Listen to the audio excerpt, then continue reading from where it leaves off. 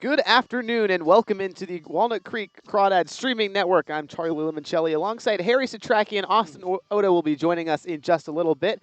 But Harry, the final week of the first half of the CCL season here in 2026 coming to a close. One last contest before the All-Star break. Let's get into all that and more today on the Crawdads pregame show brought to you by Up the Creek Records. Up the Creek is a great record shop right next to the Ace Hardware in downtown Walnut Creek.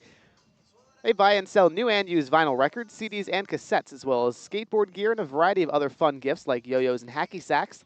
They also have an all-ages live music venue that hosts local bands every weekend. So check out what's been happening or check out who is playing at upthecreekrecords.com or their Instagram at upthecreekrecords. Let's check out what's been happening up the creek. And Harry, how about 2 straight wins over the Sonoma Stompers? One on on Tuesday at Arnold Field in Sonoma. Then yesterday, the Crawdads get the 8-2 win after a 10-2 win the day before.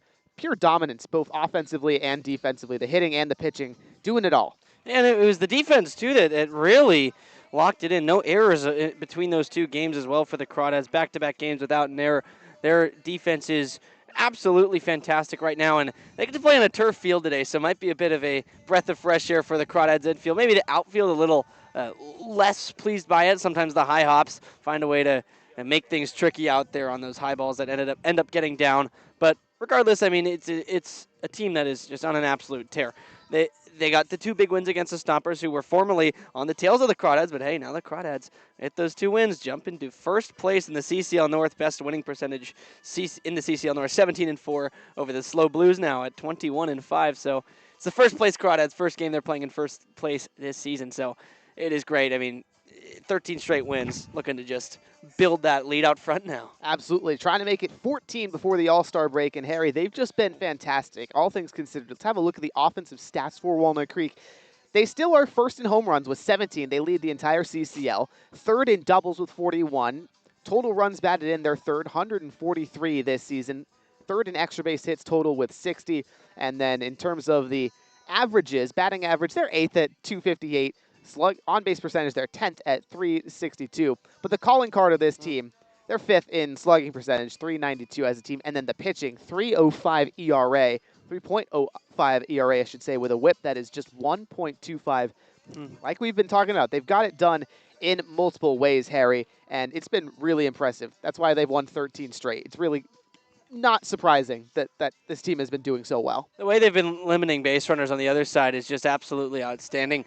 And then as well as that, I said no errors over the last 2 games. That's been huge because opposing teams have made a lot of errors against the Crawdads. And so the Crawdads have made the point to kind of force the hands of other team, right? If they make an error, the Crawdads are gonna emphasize on it, gonna capitalize and score that run in that got on maybe when it shouldn't have. And it's been a theme over the last couple of weeks and looks to be today, though. The Merchants a little bit cleaner, a really solid defense, only 17 unearned runs on the season. So to put that into perspective, the Crawdads have 15 unearned runs, and they've allowed more than 30 fewer. So it's a team that's defended very well in the Merchants, and as well as that 96.5 fielding percentage, 5th in the CCL. So they're going to play you nicely. And again, it's on the turf field, so hoping to see some clean defense from both sides. So the Crawdads might have to deal with that today, not getting as many free passes as they got against the Stompers, who make a lot of errors and who made a lot of errors. But, yeah, today it's just going to have to be about which team can outplay the other. And without maybe the usual theme of plenty of mistakes in the field, see how the Crawdads can play a bit more of a clean game against a team that's also going to play a clean game. They're certainly going to need to, Harry. You're absolutely right, especially because this is an Alameda team that pitches the lights out. Obviously, they've got an ERA of 5.52, which is 7th best in the CCL right now. They've got a whole lot of guys that can just sling it. They're throwing strikes. They don't miss the zone that all much. They're going to another guy who does the same thing in Austin Ballantyne, the starter today, who the Crawdads have already seen. But, Harry, also importantly, this is kind of a new look Merchants team. They've gotten some reinforcements to kind of come in here mid-season, but also Alameda's 2-8 in their last 10 games. A win yesterday against the Menlo Park Legends, 13-5. Then their only win before that within the last 10 games was against the San Francisco Seagulls on June 27th, a game in which Alameda won 23-6. Beyond that, A loss to the Stompers, a loss to the Menlo Park Legends, a pair of losses to the Blues, 2 more losses to the Stompers, and then at the beginning of this 10-game stretch, 2 straight losses to the Crawdads on June 18th and June 20th.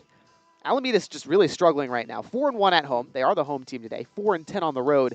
They really need a spark in order to get back towards 500 and try to make that third playoff spot. They do, and you brought it up there. It's a team that plays well at home, but as well as that, it's a team that's played the Crawdads decently well at least this whole season. They have handed the Crawdads one of their just 4 losses, so 25% of them, right? You got Slow with half of them, two of them, and then the Stompers had 1. So Crawdads are kind of on a revenge tour right now. They beat the Stompers in straight games yesterday and the game before, as well as the one even before that too. So kind of looking to just continue to rewrite the wrongs from earlier in the season, if you will, on those losses. And it's a team that's hotter than any other CCL team has been all year. Absolutely. The Crawdads went 5-4 against Alameda last year. They're 3-1 currently, trying to make it 4-1. And Harry, let's have a look at today's keys to the game. How will the Crawdads be able to accomplish said victory? First order of business for Walnut Creek.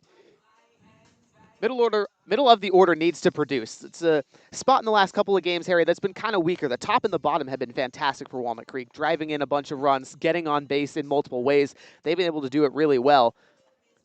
But the middle of the order, I think, in your opinion and mine as well, they kind of need to step up. Yeah, a lot of the production started with 7, 8, 9, then come through with, as in 7, 8, 9 is getting on base, and then 1, 2, 3 is driving them in. That 4, 5, and 6 has sort of been the part that hasn't been contributing as much, which is a bit surprising when you just consider how lineups are constructed and how you put the guys in the middle who you think are going to be your big boppers. And it's just been a struggle lately, but yeah, I mean, if they can add on to that, it provides a 1 through 9 lineup that is incredibly dangerous. Absolutely. The Crawdads looking for a little bit of help there, moving Ramos from the bottom of the order into the middle. He's going to hit cleanups. That could be a boost. Second key to the game for Walnut Creek, get to the starter. They were able to do so yesterday. Tabor Fast had his worst outing of the season against the Crawdads as he started for Sonoma. 3 2/3, 7 hits allowed, 6 runs, 4 earned, 1 walk to 3 strikeouts. Crawdads looking to get to Ballantyne in a very similar way today, and that's going to be so key, especially when everybody on this Alameda roster is able to pitch really well. Yeah, and it made it a lot more comfortable, I would say, yesterday when they got out ahead of the Stompers. They'd been playing from behind, I think, every game since the 21st of June until yesterday. So it had been a while since the Crawdads had seen an early lead, and once they took it, it felt like there was no going back. It felt like the Stompers' hope was kind of just diminished. And so if you can do that again today, just play from ahead. They got to Ballantyne the time they faced him. Eventually took them a second, but if they can do that again, I mean, it just puts them in a great spot to win their 14th straight. Mentioned him just a second ago. Vamos Ramos, Elijah Ramos has been on a tear, has been killing the Sonoma Stompers recently. Ramos went 2 for 4 yesterday. The game before that was 2 for 3, 4 total singles, a bunch of runs driven in. He's been a spark plug, now moving up to the cleanup spot. The top of the Crawdad order has been so good at getting on base. They just need Ramos to drive them in. They do, and I like them putting him at the cleanup spot because now he kind of acts as the leadoff man for the middle of the order. The 4th spot, right? 4, 5, 6, thinking about the middle third. He's the guy who's got excellent contact ability, gets on base. Only 1 for 10 against the Merchants this year, so they've kind of had his number, so maybe he's due then. But he's just, been putting it all together at the plate. A singles machine, a stolen base machine. I mean, he's such a great guy to have that can really be the catalyst to a lineup or just a part of a lineup, as he's done in the bottom. Non-traditional cleanup man, going to give it a shot today. Then our 4th key to the game, Dylan Scott's got a shove. He's been fantastic this year for Walnut Creek. 2.19 ERA in 4 appearances, 2 of which are starts. He's set to go about 3 or 4 innings today, and the Crawdads would just love it if he can repeat what he's done before. His first start allowed just 3 hits to the Seagulls in 4 innings. His second start, which was the last time he played against these Alameda Merchants, went 4 1/3, 2 hits allowed, 0 runs, 6 strikeouts. That's the recipe that Walnut Creek wants out of Dylan Scott. He absolutely destroyed Alameda before the bullpen gacked it up and Walnut Creek had to walk it off via Riley Winchell's 3-run homer back on June 18th. It was great. So just, like you said, repeat that again. It is a new lineup. We touched on it, but Alameda's got a lot of new guys in there today. So just about kind of rekindling that, right? They're rekindling that outing and getting the Crawdads on to the rest of the game happy and to the All-Star break happy. That it is. The final key to the game for Walnut Creek is getting that big old milestone, winning Brant Cummings' 150th game, the manager and the owner of the Walnut Creek Crawdads, on the verge of 150 Ws. in the middle of his 6th season at the helm of this team would be a massive milestone. I mean, the guy's a 2-time CCL champion with the Neptune Beach Pearl, has yet to get such an accolade with the Crawdads, but getting that 150th win, especially in a great season like this, would be such a massive milestone and a very good indicator of things to come this season. It would just be awesome. And then add on to that, you could parlay it with the fact that it would be the 14th straight win, and that would clinch the longest win streak in the CCL North this season. So that would be quite the feat to happen. Just both of them could happen on the same day, and that's pretty special. Absolutely. So that was our keys to the game here on the Up the Creek Records pregame show. We'll take a break. When we come back, first pitch right after this.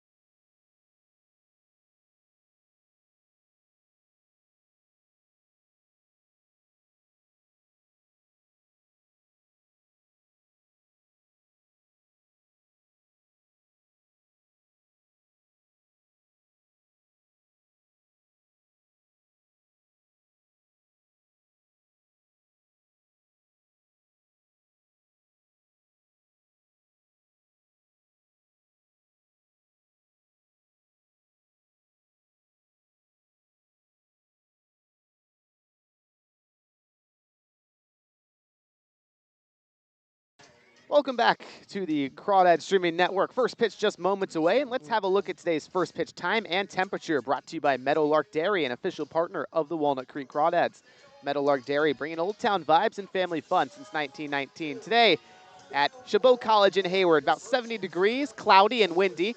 Some of the cloud cover kind of blowing off, so you get some blue skies here, but nonetheless, let's take a brief look at the starting lineups today for Walnut Creek. Leading off, TJ Woodson playing short. Then Dylan Perez playing left, hitting second. Ryan Ellis over at third, hitting third. Then Elijah Ramos playing second base and hitting cleanup. Sutter Moss, the designated hitter, batting fifth. Bryden Bull in center field, hitting sixth. Barrett Ronson, the first baseman, hitting seventh. Shane Aldridge in right, hitting eighth. And Drew Longacre, the second leadoff guy, playing catcher. Something like that. Let's have a look at today's starting pitcher matchup, brought to you by Danville Chocolates, an official partner of the Walnut Creek Crawdads. Austin Ballantyne, the big right-hander from Stanislaus State, a rising sixth year he is. 239 career innings pitched at the NCAA level, making his fourth start of the year for Alameda. Certainly got his work cut out for him, gentlemen, against this Crawdad order. It's a Crawdad order that needs to keep doing what it did yesterday, which is just get up early. And honestly, it's a team that struggled a little bit with the starting pitching even in the win streak. But this is a guy that you know is going to fill the zone, and I think as a hitter you can kind of have fun with that, be a little more aggressive. Crawdads love to be aggressive. They love to swing early, get the ball in play early. What they've been doing lately, though, is really working pitches and working these starters, even though if the starter is a bit dominant, they've still been able to work long at bats and get them out maybe a little earlier than expected, even if the Crawdads offense hasn't been as effective. And they have faced Ballantyne before.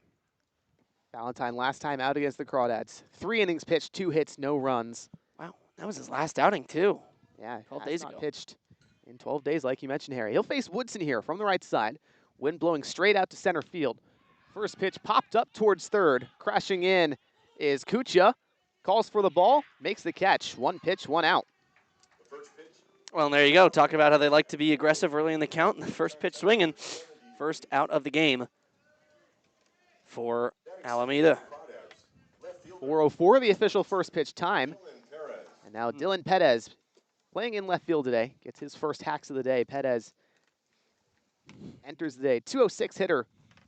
2 days ago, he went 3 for 4 with 3 singles against the Sonoma Stompers. Hitless yesterday. First pitch from Ballantyne. Off-speed pitch misses low. 1-0 to Perez, rising sophomore at Baylor. Ian Woodson, the 2 Baylor Bears on the Crawdad roster this season. 1-0 pitch. Fastball knee high. Strike 1.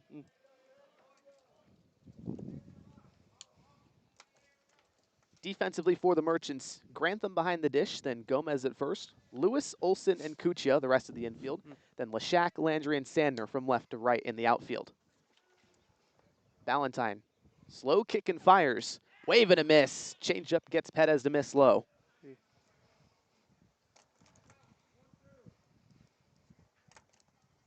Perez, a guy that makes a lot of hard contact. 2 home runs on the season. A lot of hard hit singles as well. Down 1-2. Ballantyne comes home. Breaker in the dirt. With a brown turf. Yeah, all turf field today. Beautiful. It is a gorgeous field here at Chabot. Crawdads played here on opening day against Head First Baseball. Harry was there.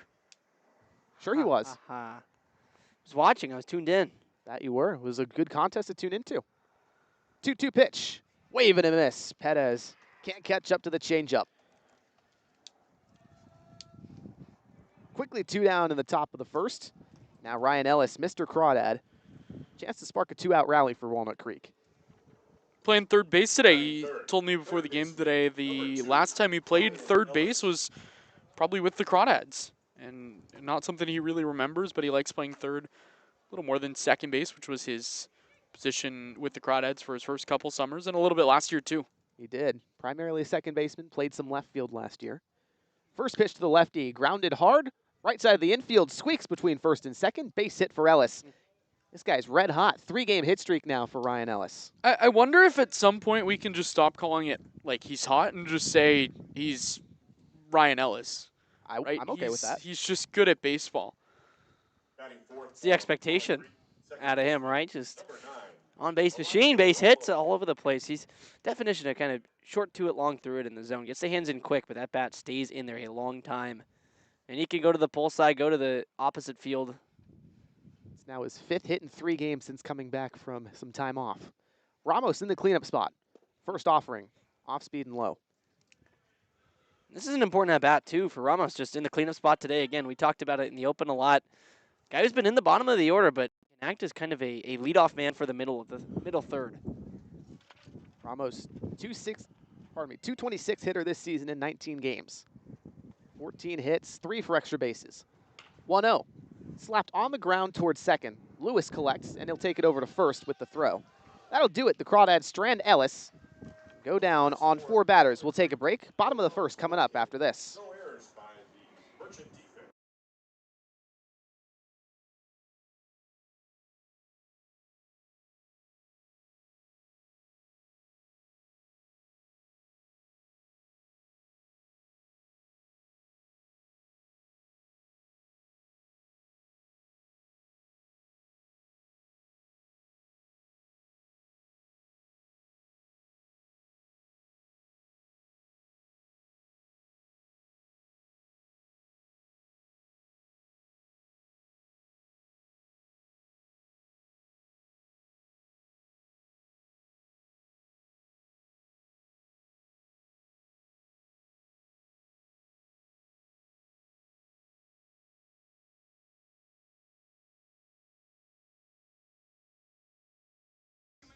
Back for the bottom of the first.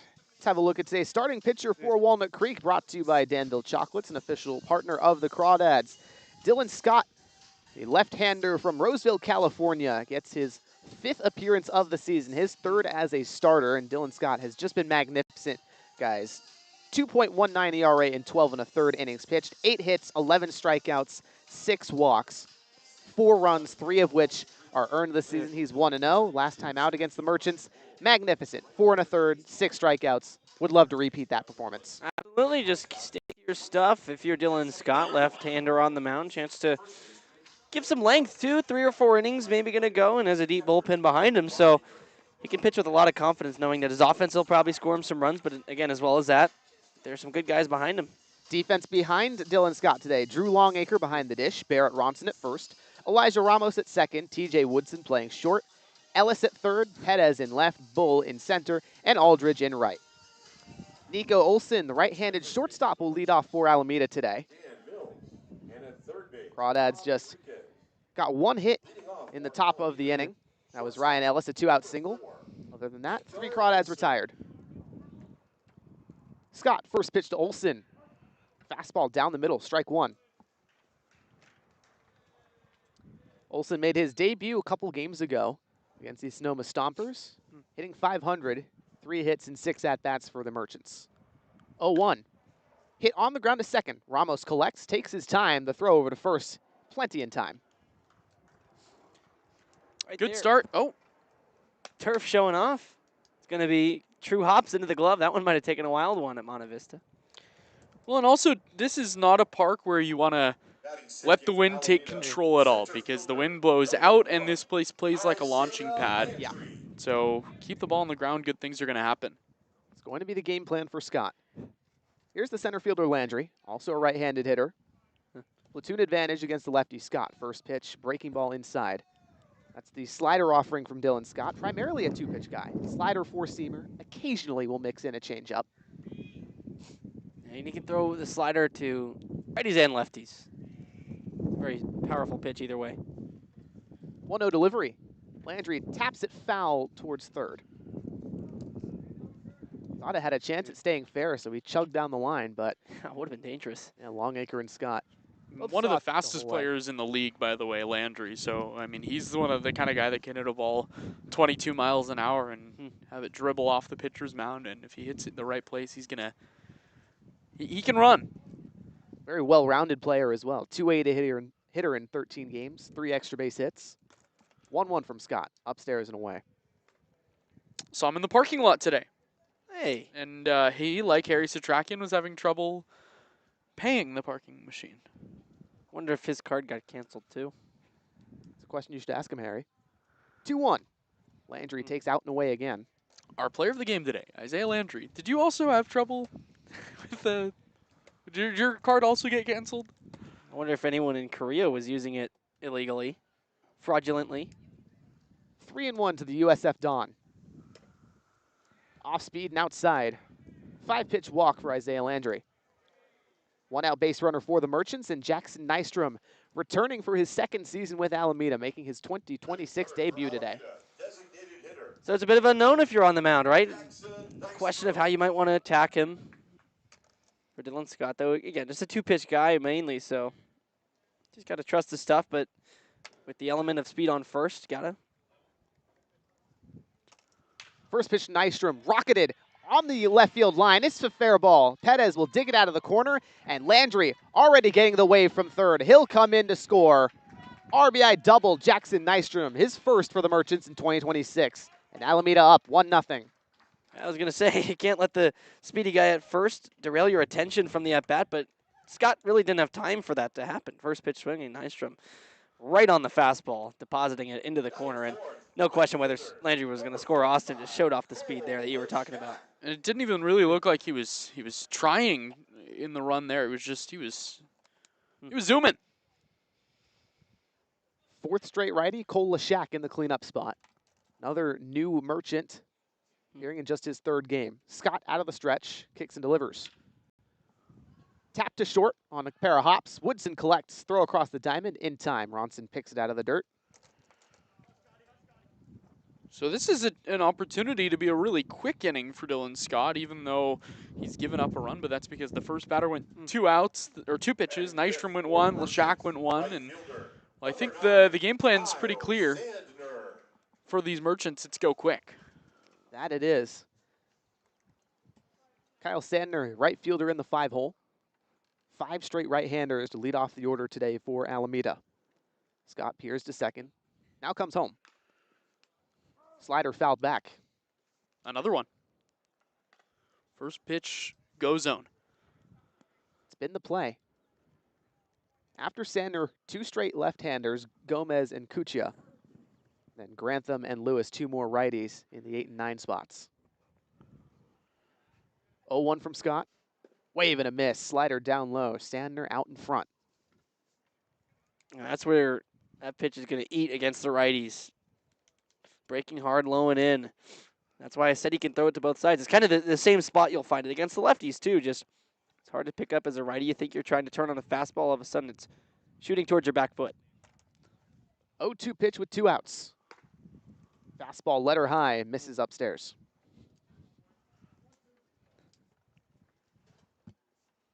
One ball and 2 strikes to Kyle Sandner. Undecided after a pair of seasons at Delta College. Scott, guy who's in the portal himself after 2 years at Vanguard. 1-2. Sandner fouls it back.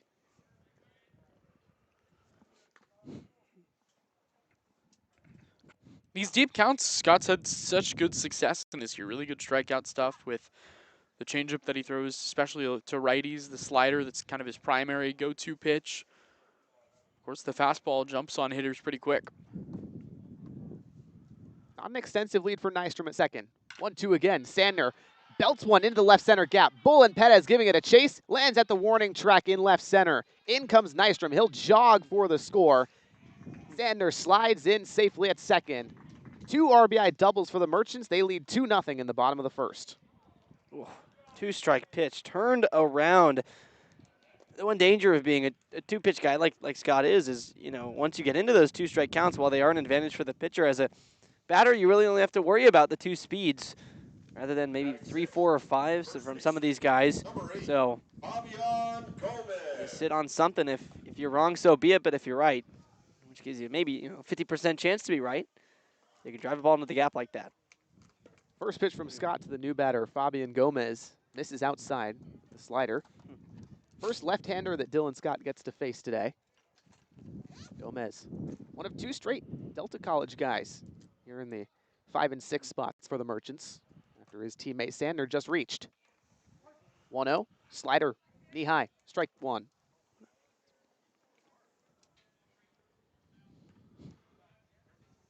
Still, after all that, that's only pitch number 11 this inning for Dylan Scott. Efficient outing so far, 1-1. Wave and a miss, slider at the knees. He's gotten some big whips with the slider, also some hard contact.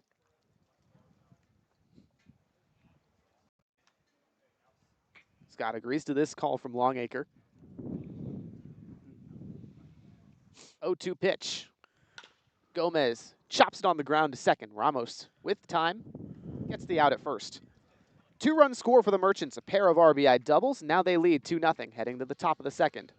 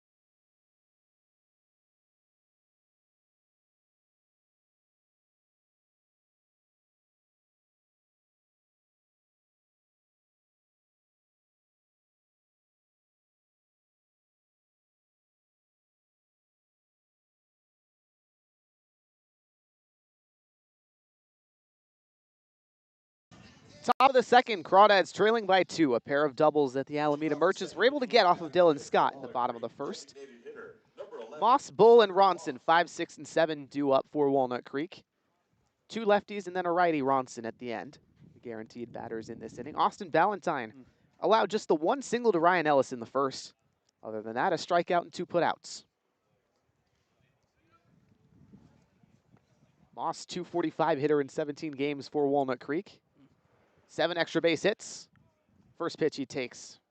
Off speed and outside. Moss is kind of an interesting case as someone who could be seen as a leadoff hitter because he does walk a good amount this season in conference play. He's just over 10% walk rate.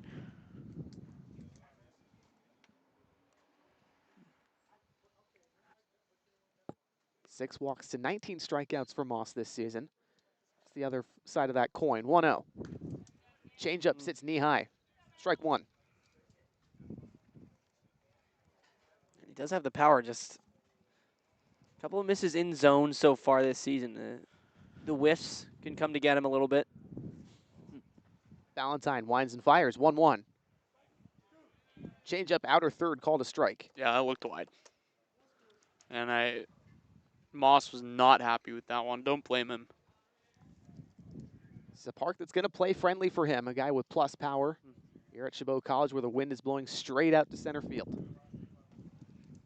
Valentine, 1-2. Changeup outside this time. Count even at 2. Moss was on a very big hot streak in the middle of the season, June 9th till the end of last week. Was ripping hot his last 3 games, 0 for 9. 2-2. Fastball low and in. Full count to Sutter Moss. Good take, pretty good sell job. That one I think maybe could have been called the other way, but Moss crowds a little bit and was darting out of the way from it. Grantham had a nice frame. Didn't get the call.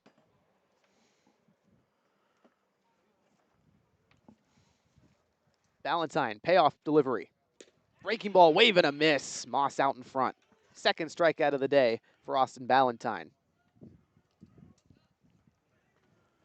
1 out, no one on in the top of the second for Bryden Bull, but let's have a look. Past 4 games against Alameda for Walnut Creek. 27 runs, 38 hits, 21 walks, 36 innings of offense. Through an inning and a third, they've been held quiet. 1 hit, no runs. Bull and then Ronson after him. Chance to change that. First pitch to Bull. Fouled away behind home plate. And most importantly, out of that graphic, the 3 wins so far in those 4 games, 3-1. That's what they'll be most proud of now. So maybe just having to find a way here, maybe to get it done a bit differently. It is obviously very early, but a slow start through, 5 batters? That it is. Bryden Bull, the all-star at center field. 0-1 pitch. Takes a breaking ball low. 1 ball and 1 strike. Bull, the CCL hitter of the week in week 2, where he went 8 for 16, 2 homers, 2 doubles, 9 runs batted in. His average down now to 297, OPS 827. 1-1. Ripped into deep center field. Landry going back, leaping up, one-hand grab. Robs Bryden Bull of extra bases. That ball was destroyed. Just didn't get it quite high enough. That is a real good swing, though, off the bat of Bryden Bull. I'd love to see the numbers. That one was crushed. Yeah, I almost don't even care that he got out there because that's the swing that he's kind of been missing recently. It's more hacks like that, he's bound to get some hits. But for the Crawdads, 2 down, no one on. Ronson from the right side, another guy who hits the ball really hard. Ballantyne, slow delivery, slider away. Yeah, Austin, I'm with you. I'm not mad about that out at all. I mean, that is a piece to center. If you hit it anywhere to the left or right of Landry, to one of the gaps, that's an easy double. 0-1 to Ronson, 273 hitter. Hit hard on the ground, foul towards third. 1 ball and 1 strike to Ronson. It was 3 for 4 at the end of the weekend, Sunday against the Seagulls. That was June 28th. 3 singles, all of them hard hit. So timeout here is that foul ball has to be plucked out of the left field corner. Bad comms. Have some pace.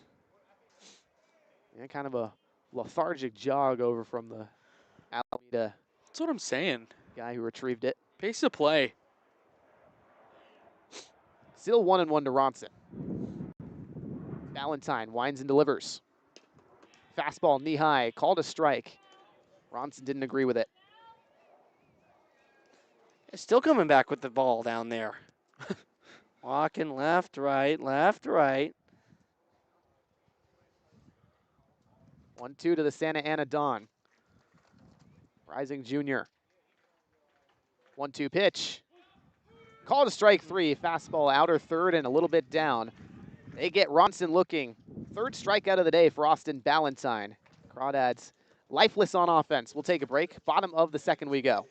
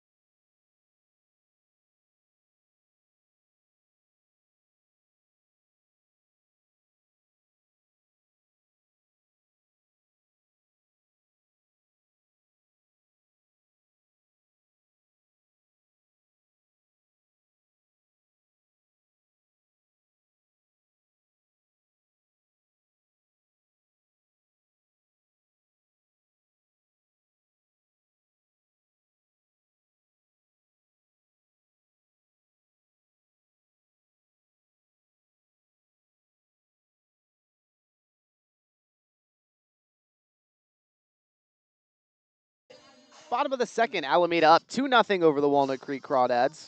Crawdads, 13 straight wins. Chance to make it 14 straight today, but some work to do here. Dylan Scott, most importantly, has got to get through this inning scoreless. Caden Kuchia, Lucas Grantham, and Zach Lewis, 7, 8, 9, due up for Alameda. After last time out, the first inning for Scott. 2 hits, a pair of RBI doubles. That's how both runs came across. First pitch to Kuchia, flared into shallow left. Woodson back from short makes the catch. So now let's have a look at the Crawdad pitching numbers against Alameda this season. 37 innings, 16 earned runs, 19 walks to 25 strikeouts.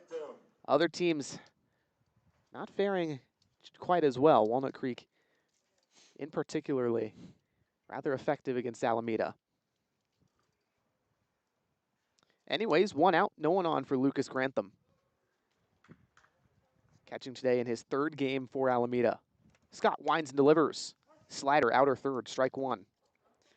I think the big thing for me that stands out in that last graphic is the strikeout to walk ratio. 25 strikeouts, 19 walks, so the ERA naturally is going to be a little bit higher against Alameda. 0-1 from Scott. Another slider high in the middle part of the zone, but just outside. So I think the Crawdads have kind of gotten into some sticky situations, but have been able to get out of them for the most part. But that strikeout to walk ratio, not a recipe for success. 1-1, Grantham flares it out to shallow center. Bull tracking in, then has to leap up. He kind of overran it, but accounts for it with the hop. Bit of an odd read out there by Bull, yeah. Sort of started back. It was never going to be a deep fly ball, and came in and kind of, yeah, overran it. Had to stutter step at the end there. But yeah, I mean, it's still an ERA under 4 against Alameda, so it's a team that's had a little bit more success, again, getting on base, like you said, getting them in, but Crawdads pitching staff not really faring terribly against anyone right now. Zach Lewis in the 9-hole takes a fastball high. 1 ball and no strikes. Thus far, 5 pitches for Dylan Scott, 2 outs here in the bottom of the second. That'll play. Efficiency he wants. 1-0 delivery. Slider on the ground to short. Backhand from Woodson. The throw across the diamond on 2 hops. Ronson picks it out of the dirt. Scott and the Crawdads give Alameda the claw. 1, 2, 3. We'll take a break. Top of the 3rd we go right after this.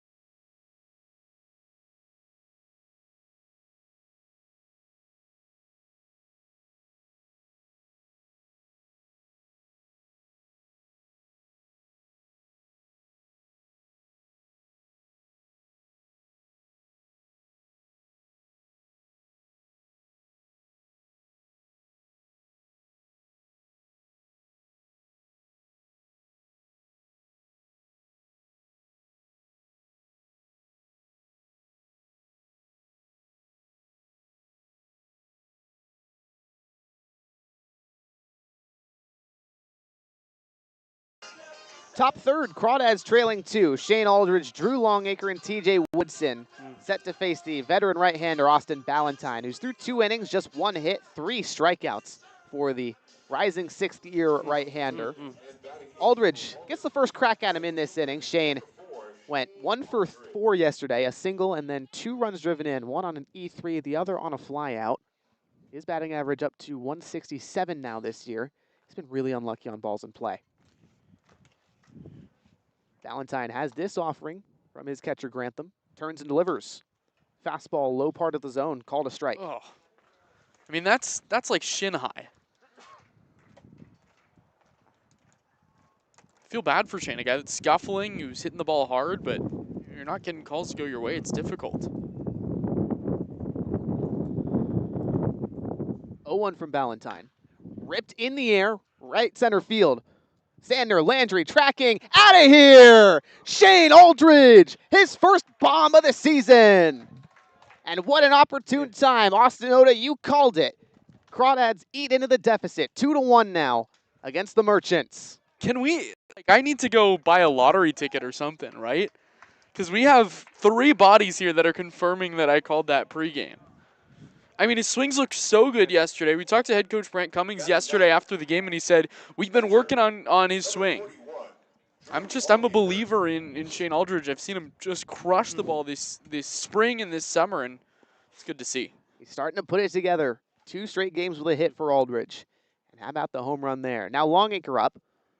First pitch, fastball, belt high, strike 1. And I will verbally say it. Yes, you called it as well. That's now 2 verbal affirmations. JB's nodding his head Yep, over there you here. go. Yeah, he That's all concurs. That's saying something. JB never agrees with me. True. 0-1 to Longacre. Breaking ball Oh, down in the zone, called a strike. Even the catcher Grantham gave up on that one. Didn't try to frame it. But Longacre knows now, and he's behind the plate. Longacre, 300 hitter in 4 games this season for Walnut Creek. 3 hits, 1 double. 0-2 from Ballantyne. Longacre lines it up the middle, base hit. 2 straight for Walnut Creek. A little bit of a rally going, top of the 3rd. Longacre kind of had his first big game as a Crawdad against these Merchants over at Koa. In a game that I wasn't there, but it was cool to see because he's a good dude. He's fun to root for, easy to root for. Yeah. That was the awakening, and it's just been continued since then. I mean, in the 9 spot, we've talked about how effective the 9 spot has been for the Crawdads, and it continues with Longacre. Started with TJ Woodson, who's leading off now. Yeah, turns the lineup over for Woodson. No one out and a base runner here in the top of the 3rd. Ballantyne out of the stretch. Kicks and fires. Woodson squares bunt, misses. It's called a strike. 0-1 to TJ. 2026 CCL All-Star selection Woodson is. Hitting .313 this season in 18 games. 10 doubles, which leads both the Crawdads and the CCL. Also 10 walks to 8 strikeouts. He's just been a monster. 0-1 from Ballantyne.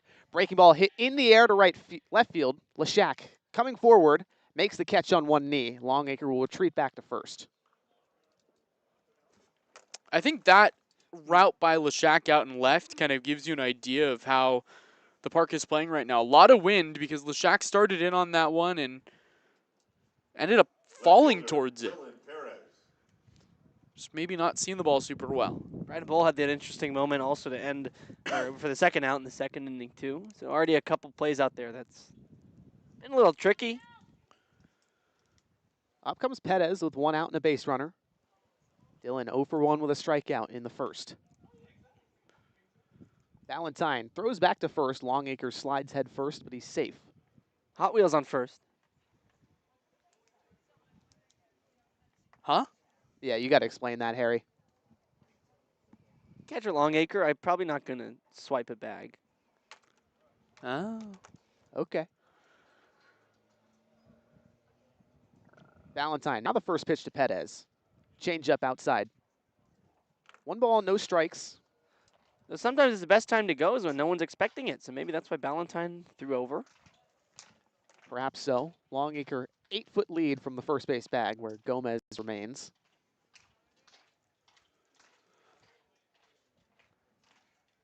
One-0 delivery. Perez takes another changeup outside. 2 balls and no strikes. Dylan Perez, highly touted prospect out of Bourne, Texas.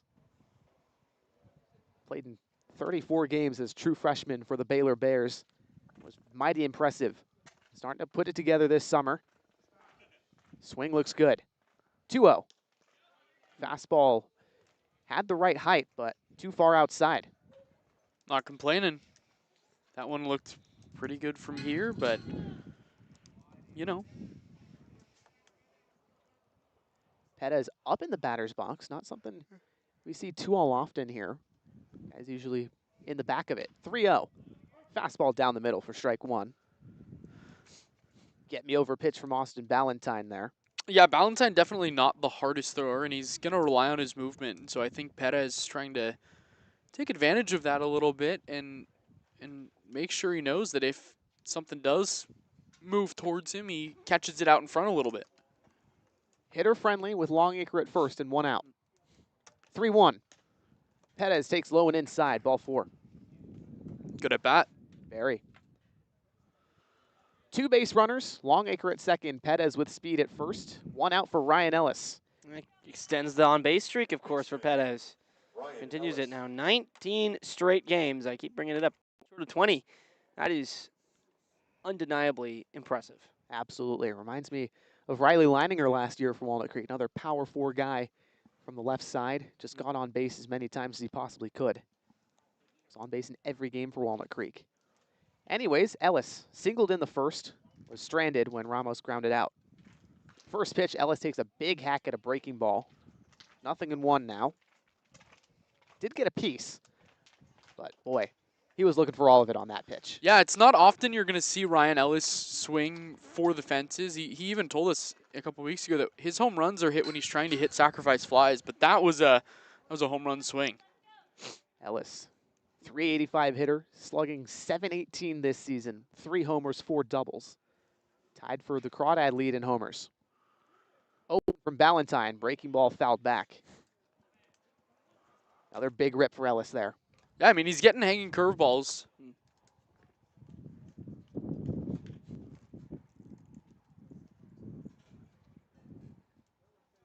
Breakout year for Ellis at Sac State this spring. 351 batting average, 1,081 OPS. Really put it together in a big way for the first time since he was at UT Arlington back in 2024. He's battled injuries his whole career. 0-2. Breaking ball hit on the ground to second. Sliding effort, Lewis. They'll go to second for 1. On to first, no throw. Ellis is safe, but they do get Woodson on the fielder's choice. Runners at the corners is Longacre's able to move over to third, and now Ramos at the dish with an RBI chance. Good decision there, too, by the shortstop. Olsen, fake a throw, see if the guy at third maybe going to start to take off towards the plate. Didn't have a chance at Ellis at first, so good baseball IQ from both Olsen and then Longacre also at third, staying put. Ramos 0 for 1, grounded out to second back in the first inning. Rising redshirt junior, just committed to Cal State Bakersfield. First pitch he sees, pops up middle infield. Over from short is Olsen. And now he runs into the umpire and it drops. They're going to award Ramos the base, I think. Yeah, I don't know. I think it looked like the shortstop on that play, Olsen, almost intentionally ran into Matt Evering, the field umpire, because he knows that if he does on that play, it's umpire interference, which I believe would be an out. Yeah, and I think that's the call. That it is. Umpire interference for the out. Crawdads almost had something going, but they do get one back, courtesy of the Shane Aldridge home run. As now manager Brent Cummings is going to have a chat with the home plate umpire David Lee real quick, just getting an explanation here. I doubt it's going to be anything significant to change the call on the field. But we'll stay here until Cummings goes back to the Crawdad dugout. Dylan Scott already heading back out to the mound, ready to warm up. Cummings not yet satisfied with the explanation, but in any case, we will take a break. We'll be back bottom of the third right after this.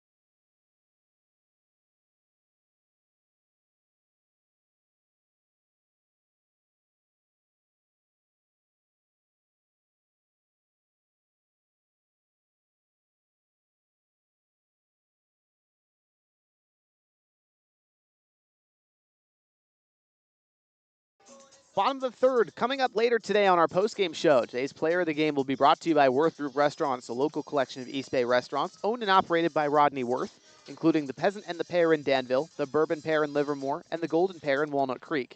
Worth Group Restaurants, an official partner of the Walnut Creek Crawdads. Alameda Merchants leading Walnut Creek 2-1 here in the bottom of the third. Nico Olsen, Isaiah Landry, Jackson Nystrom, top of the order to see Dylan Scott for a second time today. Olsen, his first time up, grounded out on 2 pitches to second base. Scott, first pitch. Slider upstairs, fouled away toward the third base dugout. 0-1. A lot of first pitch swinging. And it's worked to success so far. Man, they're really attacking Scott early. And he's not fraying away, though. 0-1. Olsen lines it into the left center gap. Base hit. Bull tracks it down in center field. Now Olsen turning for 2. The throw on a laser. Ramos kind of popped out of the glove. He was late anyways. So a double now for Nico Olsen. His 4th hit as a Merchant in 3 games. Yeah, he's going to be a pest this whole summer. He had such a good year this year at Kansas Wesleyan. A guy that has some power from the shortstop position. Also, obviously, will play it pretty well defensively. And that ball was hit hard into the gap. Very much so. With that gap hit, gives Isaiah Landry an RBI chance. Merchant center fielder walked on 5 pitches his first time up in the first inning. Squares bunt, lays it down first base side, foul. I'll tell you in a little bit what I was alluding to with the outfield, maybe not loving the fact that they're playing on turf. Bull came in on that ball trying to cut it off, but it kind of rode deeper on him than he expected off the first hop. Had to abandon his initial route in, and it got by him. Searching to cut it off. Could have kept that to a single had he taken a deeper angle.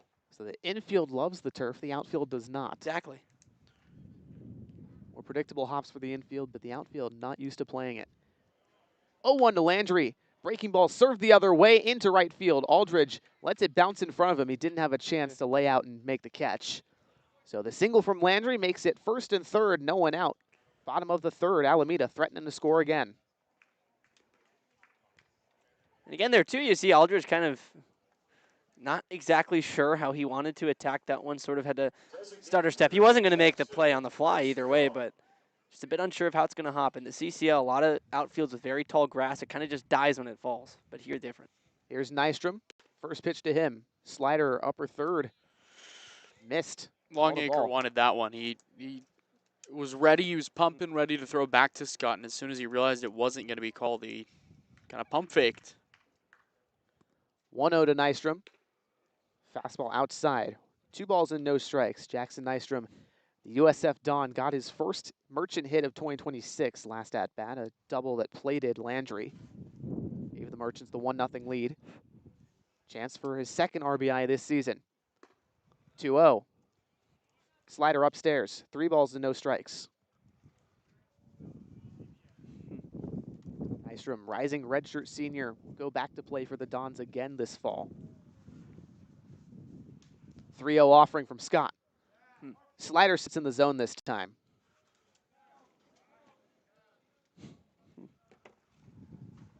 Nico Olsen, 90 feet away from scoring the 3rd run of the day for Alameda. Landry with plus speed at first. 3-1 from Scott. Another breaking ball hit into the deep left center corner. Left field corner, pardon me. Nystrom, his second RBI double of the day. Landry has to hold over at third, but Olsen comes in to score. 3-1, Alameda leads.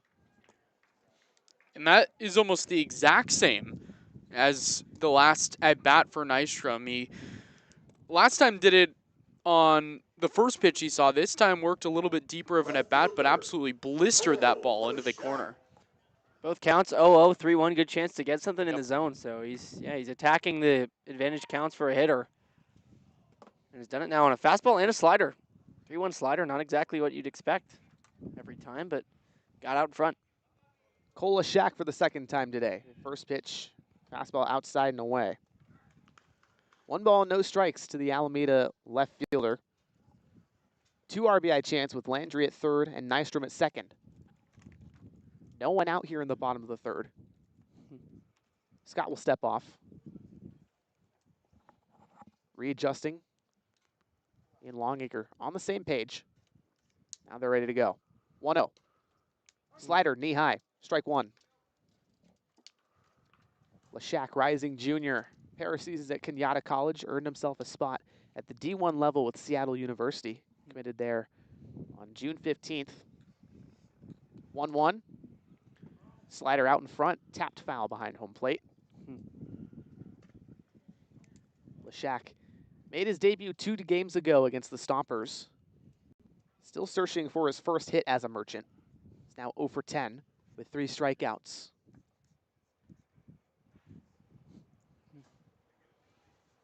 Scott dangles the arm, now resets at the belt. 1-2. Slider ripped up the middle, base hit. There it is for Leshak. Landry scores. They give Nystrom the wave initially. The throw to home. In time, Longacre extends for the tag. They catch Nystrom trying to get the fifth run of the day. But how about the laser beam throw from Bryden Bull to get it done? He absolutely blasted through a stop sign at Yep. third, and I thought he had the right to at first. Looked like he was going to score, but then I looked out the center of that ball, a lot shallower than I expected it to be in the end, and Bull, a good job to fire a strike. Also drew Longacre, nice tag behind the back, but Nystrom, first day with the team, you got 2 doubles, 2 runs batted in. Maybe you don't want to blast through the stop sign of your coach, but regardless, he's made a nice first impression. Leshak able to go to second in the event. 4-1 lead for Alameda. Here's Sandner. Scott steps off, feigns the throw to second where nobody was covering. Yeah, Harry, you're right. That was, I mean, it was full blow through the stop sign. There was 2 hands up, like walking down the third baseline. And once he went through it, coach just stood there with his hands still up after he came through. Just, okay. Coaches always know.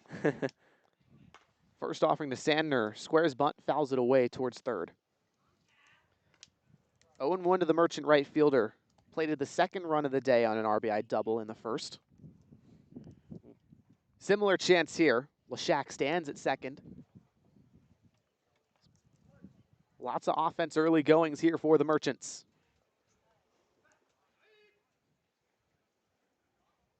Oh, 1 from Scott. Slider flew away. Foul over third. 0-2 for Kyle Sandner. Fairfield, California guy.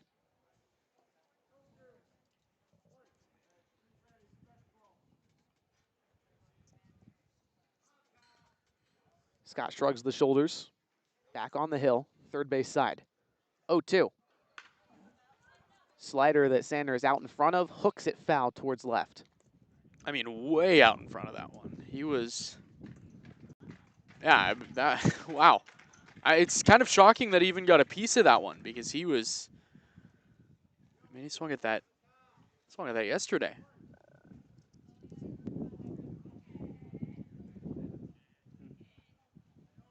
0-2 again from Scott. Off speed and outside. Longacre leaps to his right. Yeah, saves it from a wild pitch. Really good work from Longacre. And the tag on that play on the throw from Bull, was better than the throw itself. That saved the run. 1-2. Slider inside. 2 balls and 2 strikes. And you're absolutely right. Bull saved what would have been the 5th run of the day for Alameda. Such a good defender out there in center field. Lots of speed. Big frame to lay out and rob extra base hits. Also a big arm too. 2-2. Sandner lifts it in the air to left center. Perez and Bull both going to the warning track. It'll be Bull in center to make the grab. Leshak at second tags and heads over to third. He's in there safely. The throw not in time. 2 outs and Gomez up to bat from the left side. That played a good example of how the ball just flies here. I mean, that just kept on carrying and carrying. Perez in left sort of put his hands up a little bit, said, I don't know where it is, and Bull just kept ranging back and back. Ball that, I mean, Sandler got far from all of it on. It ended up pretty deep. First offering to Gomez. Slider, middle. Strike 1. Gomez, last time up, grounded out to second where Ramos was waiting. That out, ended the first. 0-1 with 2 outs. Another slider outside, wave and a miss. Swing he's looking for against lefties. Just hasn't really gotten a lot of hard contact so far. In general, only the 2 lefties in the lineup, though.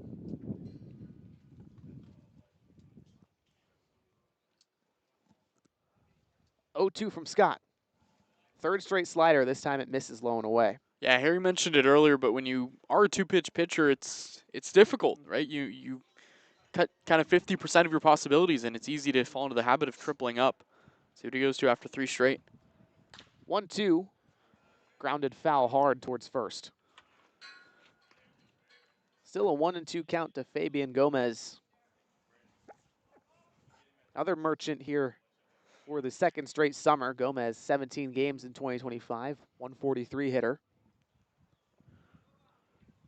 Scott kicks and deals, 1-2. Fastball inside. Gomez has to leap out of the way.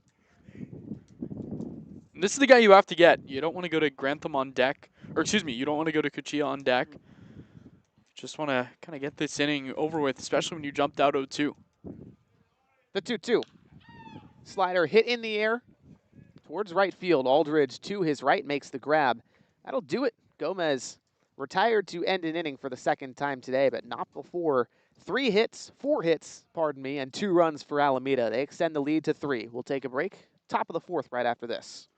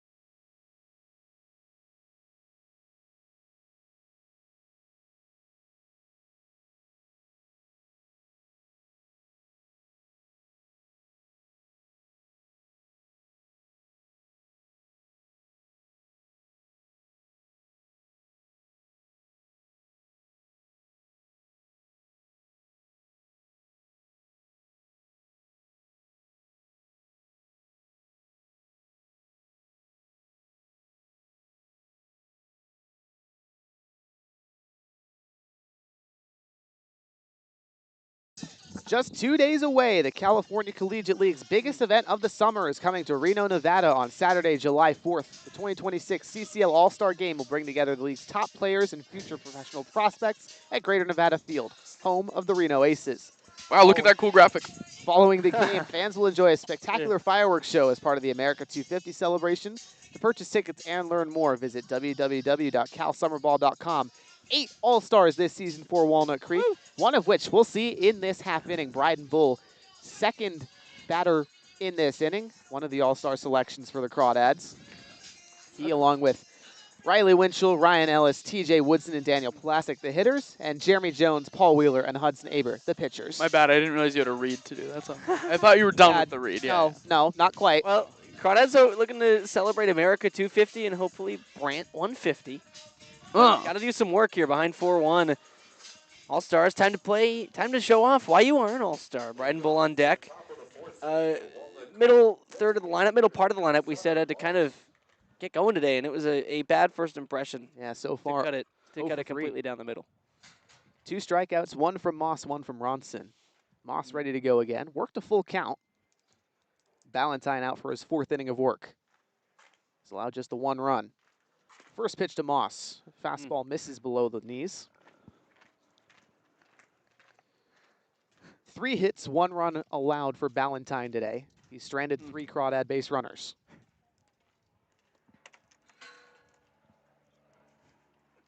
1-0 to Sutter Moss. Takes a big rip fastball top of the zone. 1-1.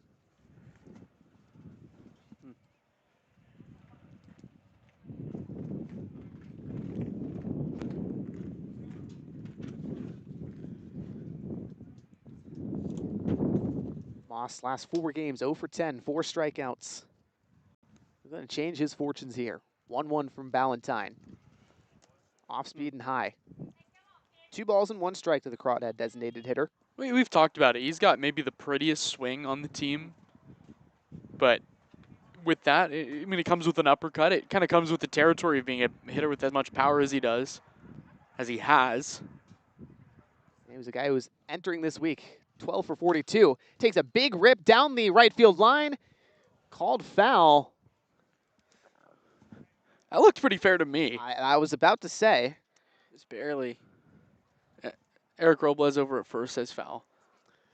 Well, fair enough. What does he know? It's not like he's right there or anything. Sure, totally, Austin. 2 balls and 2 strikes to Moss, who, like I mentioned, entering this week since June 9th, was 12 for 42 with an OPS of 928, was ripping the ball. Valentine trying to put him away. 2-2 fastball off the inside part of the bat. Flared into center field. Landry chasing over. It drops. Base hit for Moss. And now this one's going back to the warning track. Moss into second standing. He'll take the double. Look, I was going to say this earlier. He had 366 in his year at Delta. And I think you look at that and you say, okay, he's got the ability, you know, to put the ball in play. And he does. He needs some more of luck like that, where it's not exactly the hardest hit ball, not the prettiest base hit, but it'll up the average, it'll up the OPS, and it just feels good because he's hit the ball hard, and you go from a screamer down the line that you don't get a lot of luck in that's called foul to a little bloop double. That'll play. That's got to feel good. And it works when you're a guy with so much power because the outfield was playing him almost heels on the warning track. They were way deep, and that's why that one got down. Here's Bryden Bull. First time up, hit a deep piece shot on a line to center field, but it was out. Landry able to leap up and grab it. Defense playing straight away against Bull as he takes a changeup low and in.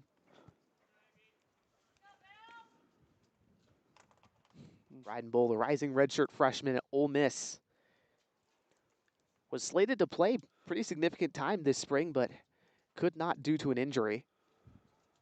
So getting his first collegiate action here with the Crawdads. So far, he's impressed. Valentine peers to Moss at second. Big lead for the Crawdad DH. 1-0 to Bull. Slider drops below the knees. 2 balls and no strikes.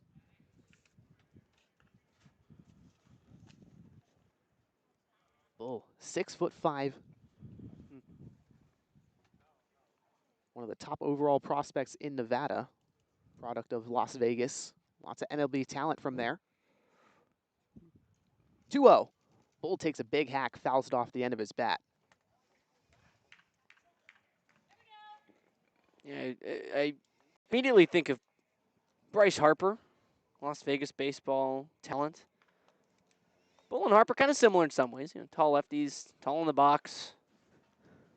Friend of mine, You know Bryce Harper? personally. It's his favorite color. Right now it's red, Yeah, bright Crawdad blue. red. Okay. Valentine in the stretch. Looks to Moss. 2-1 to Bull. Change up low and in. 3 balls and 1 strike to the Crawdad center fielder. Big news of the day is I've been able to pull up a TrackMan Live dashboard because we're on the Wi-Fi network. I don't believe it'll work for you. It's because I'm logged into our league TrackMan. Oh, look at that. Last pitch was But I've got it for 85. everyone. More of a fastball that was from Valentine. The 3-1 to Bull. Ripped deep into left center field. Lashak to the track. No doubt about it. Bryden Bull dials up the launch codes and sends that ball into orbit. 4-3. Walnut Creek still trails. 387. The other way, that was the swing that Bryden Bull's been chasing for a little while here. I mean, he's in his swing when he's going the other way like that, lifting the ball deep. A couple of his homers now going the other way. Number 4 on the season. That was a shot. 97 miles an hour off the bat. 387 feet. Absolutely clobbered. The only bad part about that home run is I'm not going to hear the end of it from you for the next 3 weeks, Charlie. Correct. You're absolutely correct, Austin. I mean, look, that's the swing of the year for anyone on this team. You don't go backside 387 with ease.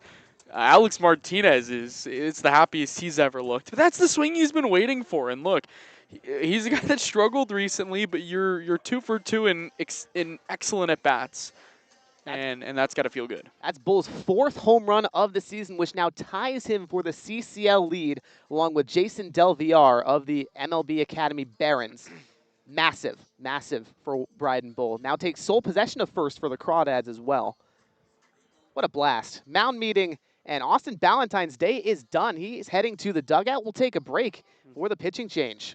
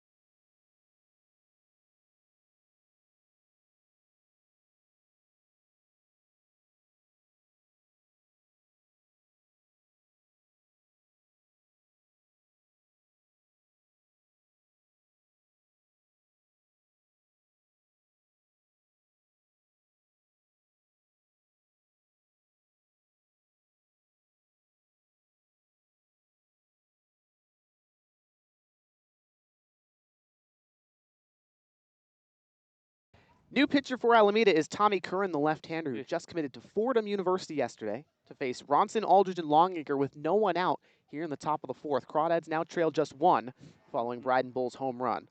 First pitch to Ronson upstairs and misses 1-0. I want to see Ronson get one like that. He's been swinging it so well in general, and BP is hitting the longest home runs of the team. That he is. I want to see him get on one. Tough task, though, against Curran. 1-0. Fouled back behind home plate. Kind of above us, and just lands. Harry, you thought for a minute, man. You had that look. Yeah, Harry was scared it was going to land on us. Thankfully, we do have the pop-up, but Tommy Curran, 7th appearance this year for Alameda. ERA of 3 in 15 innings. He's been a stopper. Not to be confused with the Stompers. Nope, that's a good point, Austin. Just had to make sure. Of course. I thought for a second.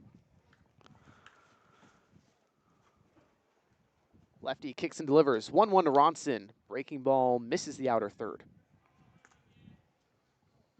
Curran from Pleasant Hill, a De La Salle High School guy, and now as he commits to Fordham, much like a Crawdad who went to De La Salle and spent this spring at Fordham, Joey Donnelly. 2-1, Ronson hits it on the ground to second. Lewis is there, over to first in time. First out in the top of the fourth. I do not compare the two, Joey Donnelly and Tommy Curran, for a couple reasons. First of all, because Tommy Curran is not a Crawdad. Second of all, because Tommy Curran was a Washington Husky.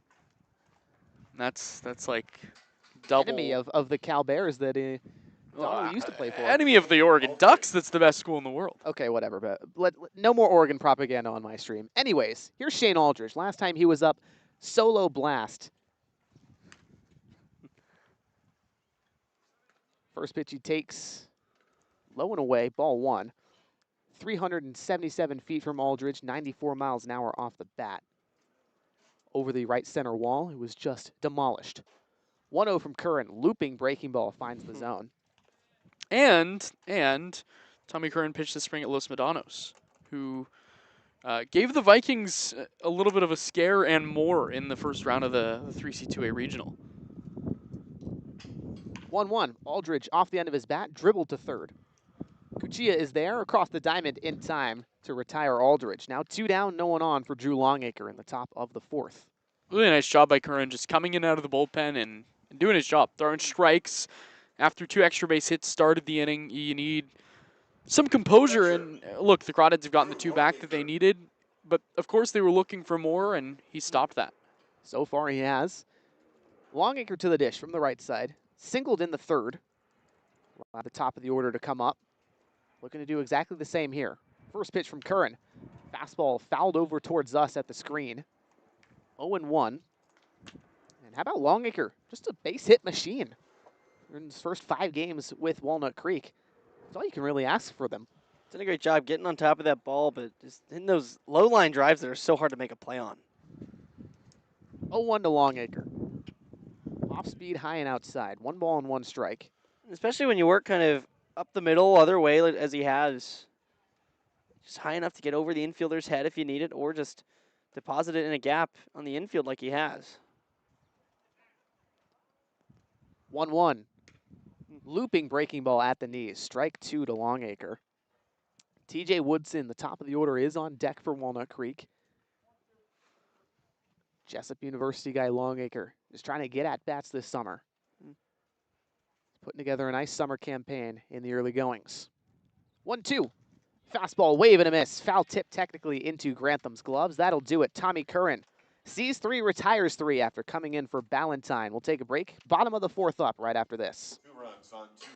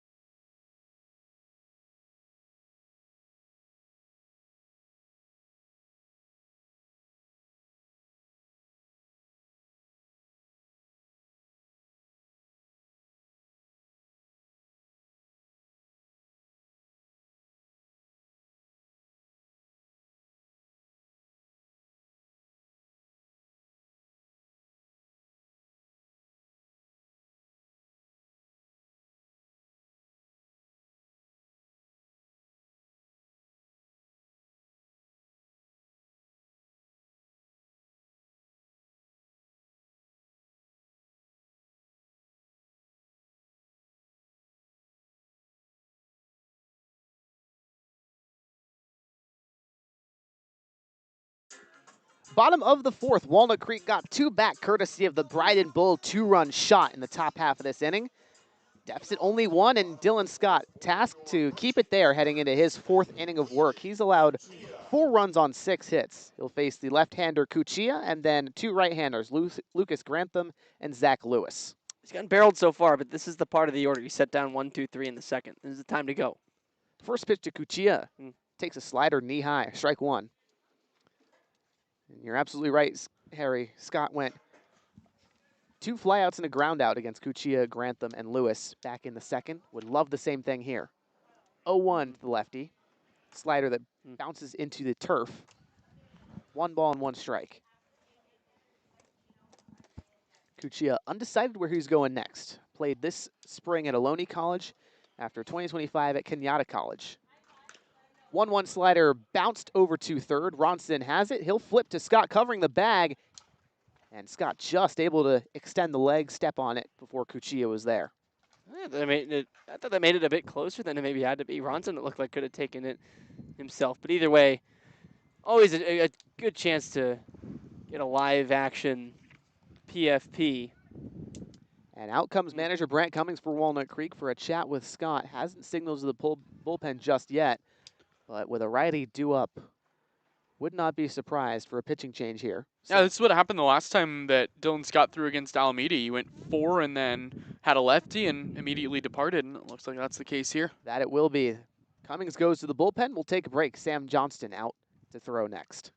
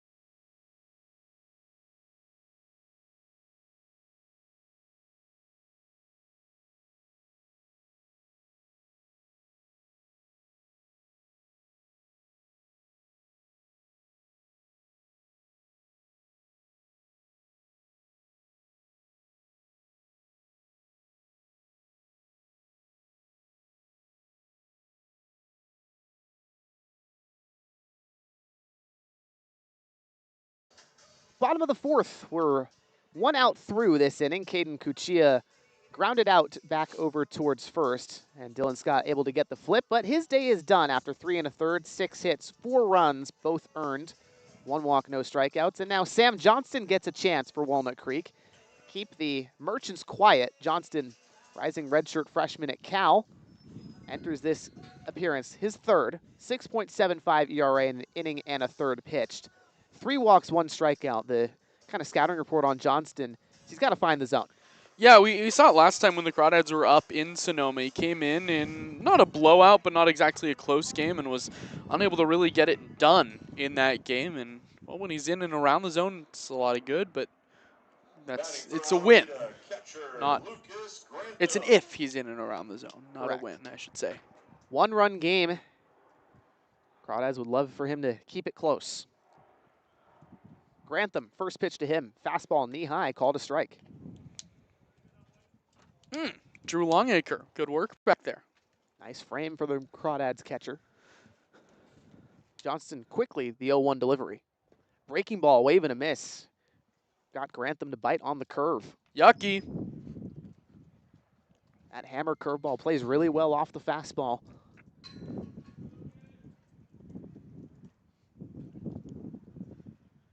Now the 0-2. Grantham takes a heater inside. 1-2 count to the Merchant catcher. Flew out to center field back in the second inning. Grantham, just his 3rd game with Alameda. 1-2.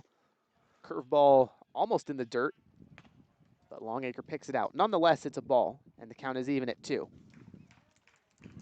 Grantham, Smyrna, Georgia, goes to Georgia State.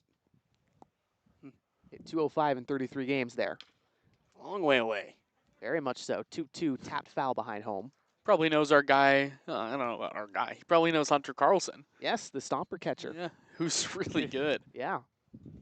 Split time with Carlson behind the dish there at Georgia State. G State. Sunbelt School. 2-2. Grantham cranks a curveball deep into left field, over the wall. Perez just waved it goodbye. Merchants get one back, 5-3. Alameda still on top. That one went out a lot hotter than it came in. That was destroyed. Just a curveball. Happy zone. Kept on it. Let it get deep. See you later. That is exactly how you hit a hanging curveball like that. 78-mile-an-hour curveball, 102 miles an hour off of Grantham's bat. His first hit as a Merchant goes the distance. That was destroyed. Stepping to the plate for Alameda, second baseman, Zach Lewis. You guys weren't wrong. Ball flies here. Of course we weren't wrong, Harry. This your first time at the Friend? It is, for Harry at least. Lewis steps in. First pitch from Johnston. Curveball misses the top of the zone. I was saying, I've seen this field in a Your Friend Kyle video. Yeah, you have. Several, actually. A couple of them. YouTuber. The 2v2 tournament. Hosted here twice, I think. 1-0 Lewis, another curveball upstairs. 2 balls and no strikes. Zach Lewis grounded out to short his first time up. 250 hitter in 7 games entering this contest. Johnston 2-0 fastball fouled away.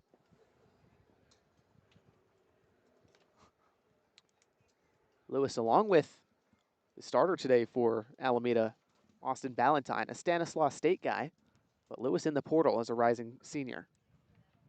2-1, wave and a miss. Bayou fastball from Sam Johnston. Have we talked about the MLB player from Stan State? I don't think we have. Anyone? I'll do it quickly before this pitch, Oda. After. 2-2 from Johnston.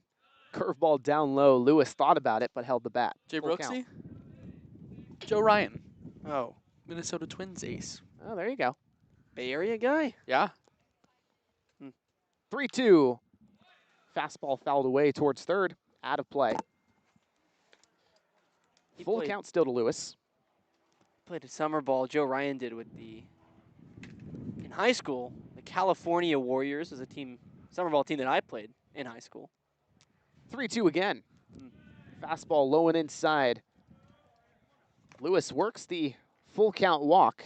1 out base runner for the top of the Merchant order. Nico Olsen, the shortstop. First guy at the top of the order to get a crack at Johnston. The batter, Definitely not what Nico this Olsen. Crawdads pitching staff was envisioning when it made the change. Home run and walk. First pitch to Olsen. Fastball knee high. Strike number 1. Olsen had that leg lift really early. Looked like he was primed to go, but held the bat. Rising redshirt junior at Kansas Wesleyan, It's such a good year for them. and he was part of it. All 59 games he started. 381 hitter with 560 slugging and almost a 500 on base percentage. 0-1. Chopped foul towards third, pardon me. And this Alameda team, a lot of times guys will leave and the reinforcements will drop down a little bit in terms of talent. This Alameda team might be getting better and better. Absolutely. The reinforcements seem to be bolstering this Alameda squad. 0-2. Olsen chops it foul towards third again, half swing. Total excuse me. Didn't want to swing at it, but hey, close enough. Had the right idea to try and get the bat out. Didn't fully cross the plane, but stays alive regardless. Not a result you're too mad with in an 0-2 count. Lewis at first. Small lead. Bronson's holding him to the bag. 0-2. Olsen, another foul ball over the Crawdad dugout at first. Olsen originally went to Santa Clara, stayed home to play his college ball, redshirted in 2024, played in 11 games in 2025, then hit the portal, went to the NAIA level, and raked with Kansas Wesleyan. 0-2 again. Fastball hit on the ground, diving effort, Ramos just squeaks past his glove. Base hit for Nico Olsen, his second of the day after a double in the third. I mean, that's a lot closer than I thought Ramos was going to be to that one. At least had a chance to make it a play, but just not quite. And now this is a spot where Alameda can start thinking big inning. Crawdads got 2 in the top half. Alameda got that 1 back on the home run by Grantham, but I mean this is dangerous with this part of the lineup up, especially the guy on deck, Nystrom.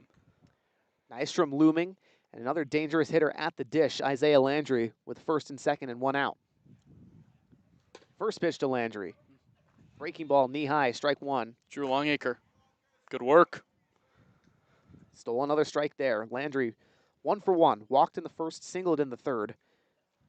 Guy with plus power has hit 1 double, 1 triple, and 1 homer this year already. 0-1 from Johnston. Fastball chopped towards third. Out of play. And that pitch towards the bottom of the strike zone for catchers, I think, is the easiest and the funnest to frame. You kind of just follow the pitch, you sweep up with the glove. Another foul ball that goes all the way to the left field foul pole. This time, Austin Ballantyne, the starter. Some good pace from Austin Ballantyne. Yeah, gave it a nice chase and picked it up. Johnston with the 0-2 to Landry. Fastball ripped on the line into the left center gap. Bull digs it out. Now he'll throw to the cutoff man, Woodson. Doesn't matter as Lewis comes around to score from second. RBI single for Isaiah Landry. He's red hot today. An excellent two-strike approach there. Excellent two-strike hitting. Just really shortened the stride. I don't even really think took a stride step, a very small one, if that. Just leaned back, got the bat out there, trusted it to ride it out to center field, and that's all you need to do. Bring in a run. 6-3 lead for Alameda, and now the designated hitter, Jackson Nystrom, a chance to hang an even more crooked number on the Crawdads in this inning. Nystrom already a pair of RBI doubles today. Johnston kicks and deals. Curveball down low, swing and a miss. Best pitch he's thrown today. Starts it at the knees, has it fall off the table. Nystrom, a guy that we've seen want to be aggressive. That's already the 9th hit of the day for Alameda. They've been all over Crawdad pitching today. 0-1 to Nystrom. Another curveball tapped foul. Nystrom was out in front. Nystrom is up there with one plan in mind. It's not, he does not want to hit a little duck fart single. And he is up there looking to absolutely rip it. Hitter-friendly park, wind blowing straight out, pull side for a righty. Johnston takes his time, looks at second. Brings home the 0-2 out of the stretch. Curveball lifted in the air, foul towards right. Just leaving that one up a little too much. Saw him get burned for it on the homer. 2-strike count. You really don't have to. You want to bounce it either on the plate or in between the plate and the catcher. Mike Kruko will tell you. What does he know about pitching? Not as much as these three fools in the booth. Quite a bit. Yeah, totally not. Harry knows more about pitching. 0-2. Fastball high and tight. Hits Nystrom in the back. And the hit by pitch loads the bases for the cleanup guy, Cole Lashak.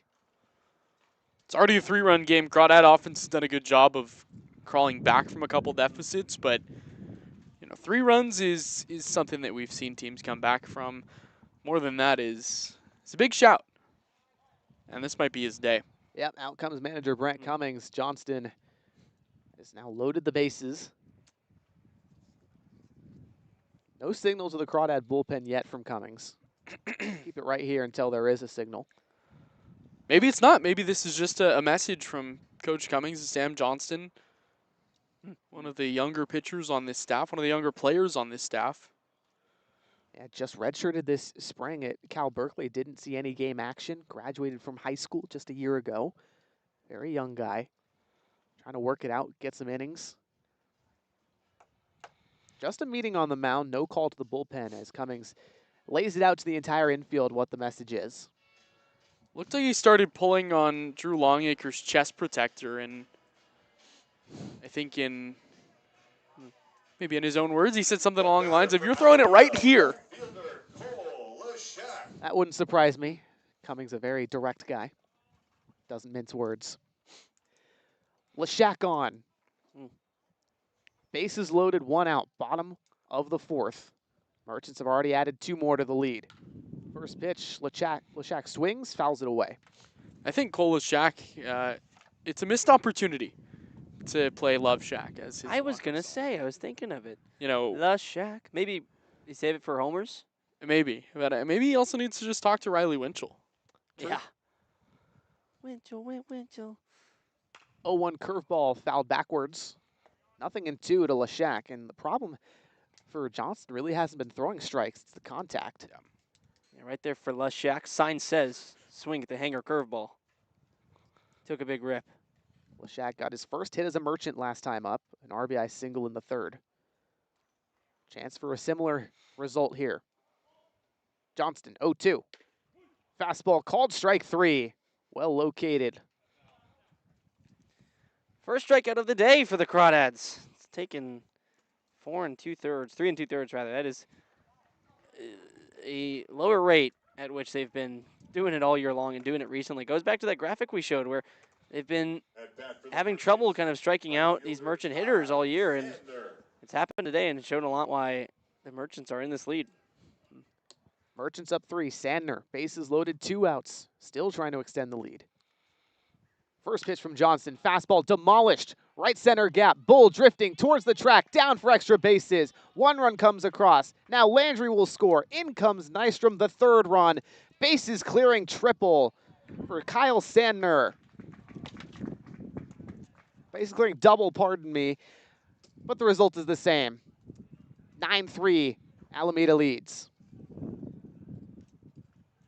They're just swinging it so very well, taking the ball wherever it's pitched and just barreling it.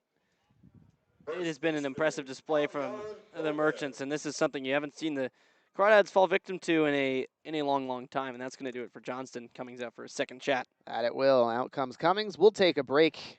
We'll return for the last out in the bottom of the 4th.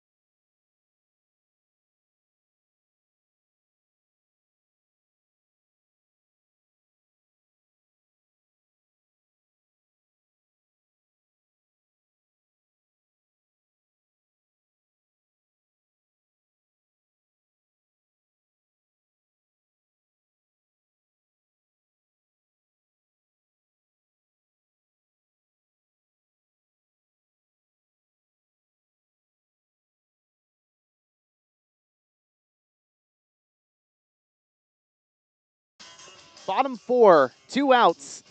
And the Alameda Merchants threatening to bat around in this inning. The 9th batter of the inning. Fabian Gomez up with an RBI chance. Kyle Sandner cleared the bases with a double in the last at-bat. That ended the day for Sam Johnston. And now Miles Tencher, the sidearm thrower, also from Cal Berkeley. Chance to get the final out in this inning. Tencher, 3.86 ERA in 7 appearances. This his 8th.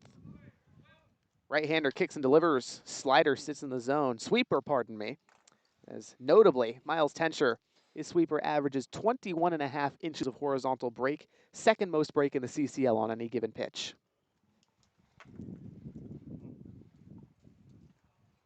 0-1 to Gomez. Another sweeper, same result, strike in the lower 3rd. And he's thrown it for a strike 2 out of 2 times here now. It's a really good pitch. Tough pitch to hit, but if you're an opposing hitter, the scouting report may be to lay off of it too. I mean, sometimes he'll have a hard time finding the zone, but 2 straight again, he's locked in. Tencher just needs 1 out here. Merchants lead 6. There's a sweeper that skips in the dirt, clips the home plate umpire David Lee, and now Sandner takes 3rd, no problem. Thought about going home. Yeah, Longacre didn't know where it was. Exactly. That one. I mean, that's an impossible play for Longacre to make. A fastball that is about 53 feet. That was one of the wild pitches I've seen. 10th run of the game for Alameda, 90 feet away. Tencher only needs one more pitch to put Gomez away and get out of the inning for Walnut Creek. 1-2. Sweeper misses away. And of note, the Merchants dugout kind of chirping after that one. Home plate ump David Lee talking right back. Trying to keep it in order here.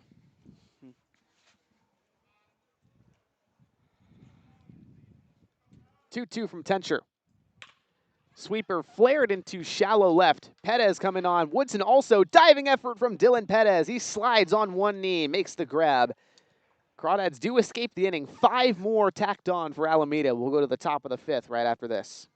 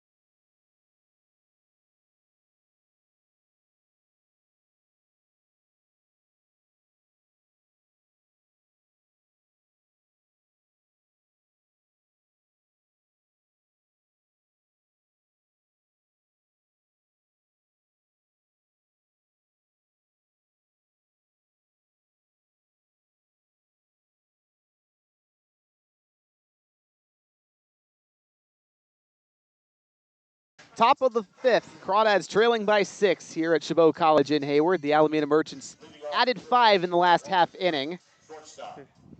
Top of the order with a chance to do something about it. Woodson, Perez, and Ellis against the left-hander Tommy Curran, who recorded the 3 outs in the top of the 4th after Bryden Bull hit a 2-run shot to bring the game within 1.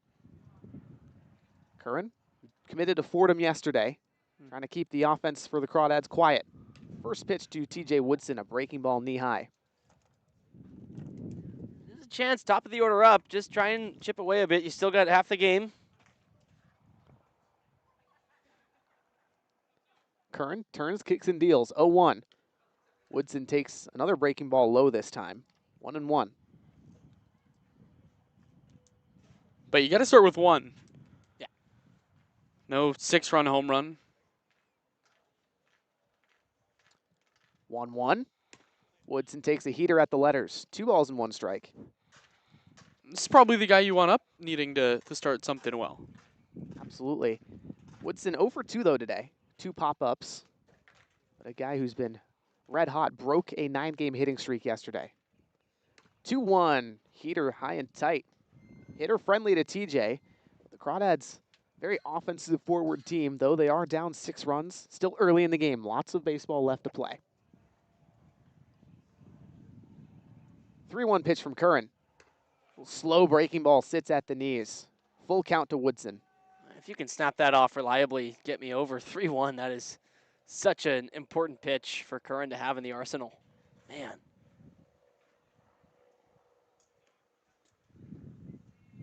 Curran, the payoff.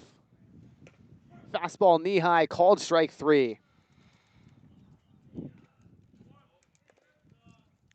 1 down, no one on. Top of the 5th for Perez. Crawdad batter. Perez walking a strikeout today. He's 0 for 1. Left fielder hitting from the left side. Platoon advantage towards Curran here. Another lefty, Ellis on deck. First delivery. Bounces in front of Perez. Nice pick back there. Grantham did the first baseman sweeping scoop. Yeah, Grantham did a really nice job saving a wild pitch, even though there's nobody on, so it wouldn't Sure, have done anything. yeah, free rep. 1-0. Fastball away. And that's big. I mean, every rep is a rep. You make the play here, you make it in Game 7 of the World Series. Or Game 3 of the CCL Championship Series, whichever comes first. Sound logic. 2-0 to Perez. Slow breaking ball at the knees. Called a strike. It's kind of what he trusts most right now. Going to it when he's falling behind, 2-0, 3-1 last at bat. Breaking ball is getting it over. Eventually somebody's going to have to jump on it. Curran, the 2-1. Goes to the breaker, but it misses inside. Hitter friendly to Dylan Perez. So it was to Woodson as well. Now, if you're Perez, a guy that walks a ton, he was rocking an 18% walk rate coming in today, already added one. Couldn't be selective on 3-1. Breaking ball, Perez out in front. Brings the count to 3-2. Well, and it's the breaking ball again, finding it over the zone. You got to be noticing that if you're in the Crawdads dugout or in the on-deck circle. Back-to-back batters, 3-1 breakers. 3-2 pitch. Breaking ball misses low. Frame job from Grantham doesn't quite get the job done. 1 out base runner for Ellis. See if you can get one back this inning.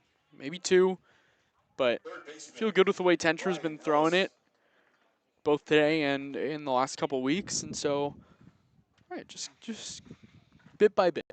Especially a righty dominant lineup for the Merchants. You can trust Tencher to get that platoon side retired. Curran against Ellis. First pitch. Ellis jumps on it, fouls it away into the Merchant bullpen. Ellis, the third baseman for Walnut Creek. 1 for 2. Hit a single in the first, then grounded into a fielder's choice in the third. Ellis, 4 runs batted in from tying Ryan Brome's Walnut Creek Crawdads career RBI record. Curran throws to first. Perez, standing, is safe.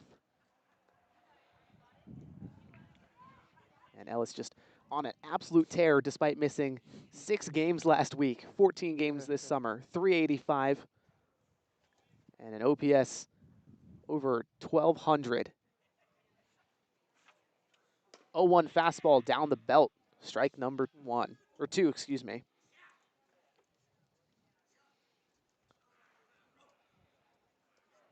Ramos on deck. But Ellis, the Sac State Hornet, in protect mode. Perez, short lead at first. Curran, the Los Medanos guy. 0-2. Slow breaking ball, misses. Yeah, that was wide. Good take. Pretty far out.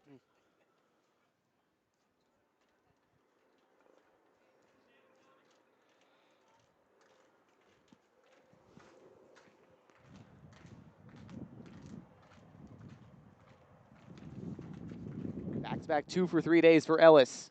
1-2, wave and a miss. Fastball by him. Rare strikeout for Ryan Ellis. Now 2 down. You're in the top of the 5th. Perez still at first base, and Elijah Ramos a chance to do something about the deficit. Crawdads trail 6. Well, and the big thing about the big breaking ball that's his primary pitch is when you get used to seeing 68 to 77 or 71 miles an hour with the breaking ball, it makes everything else look that much faster. Slow breaking ball gets a strike on Ramos. These Crawdad hitters just having trouble seeing the breaking ball all the way through. I mean, that last one, 68 miles an hour. Just a big, true 12-6er. Kind of a gravity ball. Throw over to first, but Perez was halfway to second. Now he's in a pickle. Lewis has it. Feigning the throw back to first and diving safe. Perez is safe. Okay. I'll take it. He got tagged. Somehow beats the pickle. Missed the tag. Jack Brooks, producer, has a better angle on it than I do. That was Nico Olsen, who had the ball running him down, didn't want to throw to first. Tried to take it himself, missed the tag with the outstretched arm, and Perez just dove into first. Almost the second time he's been picked off. Last 3 games. Another pick back to first. Why This not? time Perez stands safely on the bag. 3 pickoffs in this at-bat. Ramos down 0-1 after the first pitch curveball. 0-1 heater is inside, back pick Ooh. to first. Ouch back. And Grantham kind of nails the home plate umpire, David Lee, on the Pull back. stretch back to try to throw. Oops. Whoops. Yeah. Nothing intentional, of course. Called a ball at the dish, so it's 1-1 to Ramos. Elijah, a pair of 2-hit games against his former team, the Stompers, both yesterday and Tuesday. Hitless today, 0 for 2. 1-1 breaking ball lifted in the air to left field. Lashak tracking back, shades the sun with his glove, and tracks over a step to make the catch. Crawdads go down on 4 batters. Perez did reach via the walk, but they still trail 6. We'll take a break, and then Harry Satrakian taking over on the play-by-play from the bottom of the 5th onward. 5th inning for Walnut Creek. No runs, no hits.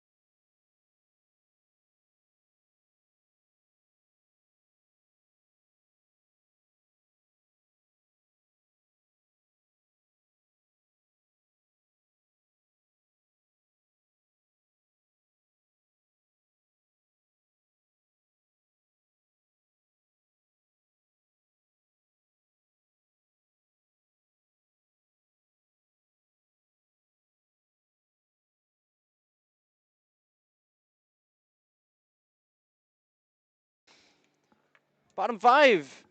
9-3. The Merchants in control, and already just 4 innings of offense so far, but the most runs that Alameda has scored in any contest against the Walnut Creek Crawdads this season. As Miles Tencher deals to Caden Cuchilla.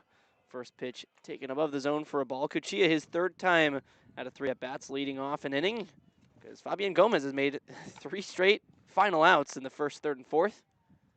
As well as that, Cuchilla's gotten out both of his chances so far. Ahead 1-0, now 2-0 as Tencher rolls one on the ground for ball 2.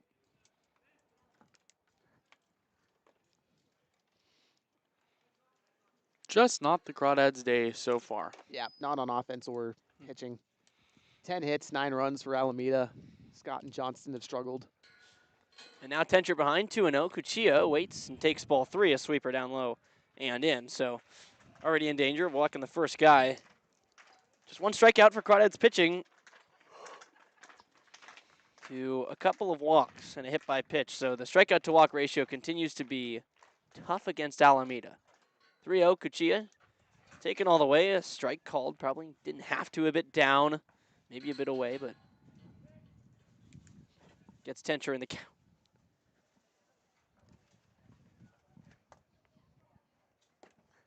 Still way ahead, Cuchilla, 3-1.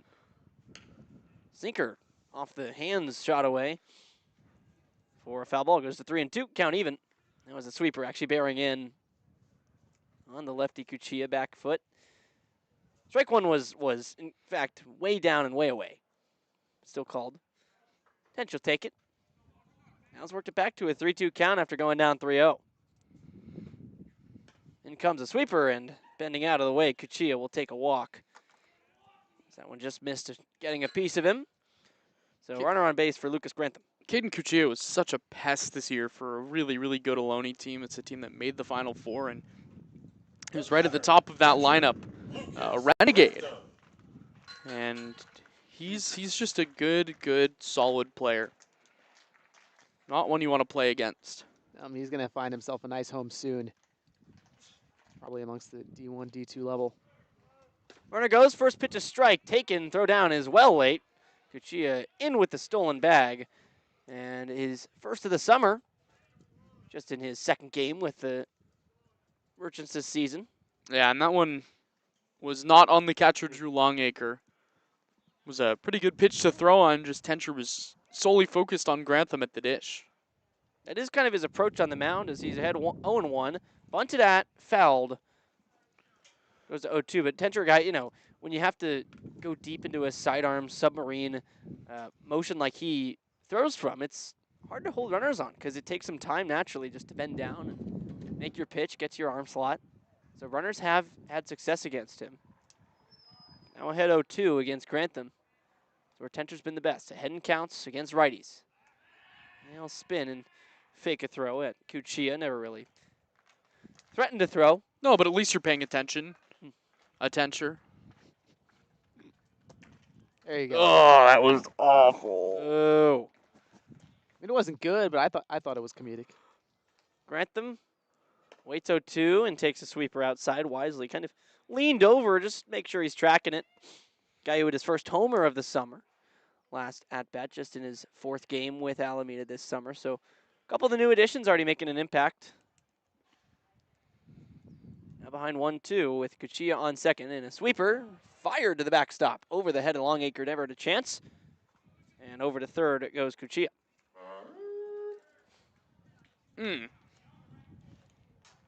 Couple of very wild pitches for Tencher in his outing so far. First one very low, bounced about 10 feet in front of the plate. This one very high. Well, that one very clearly just slipped. Yeah. Saw it pop out of his hand. Though it wasn't a bad pitch. It was just kind of a nature ball. 7 wild pitches now on the campaign in the summer. 2-2. Hit hard right back up the middle. Tencher caught it on a line. Right back to his glove, and thank you very much. Smoked right back up the box. 95 miles an hour, but just the one part that could have resulted in a catch.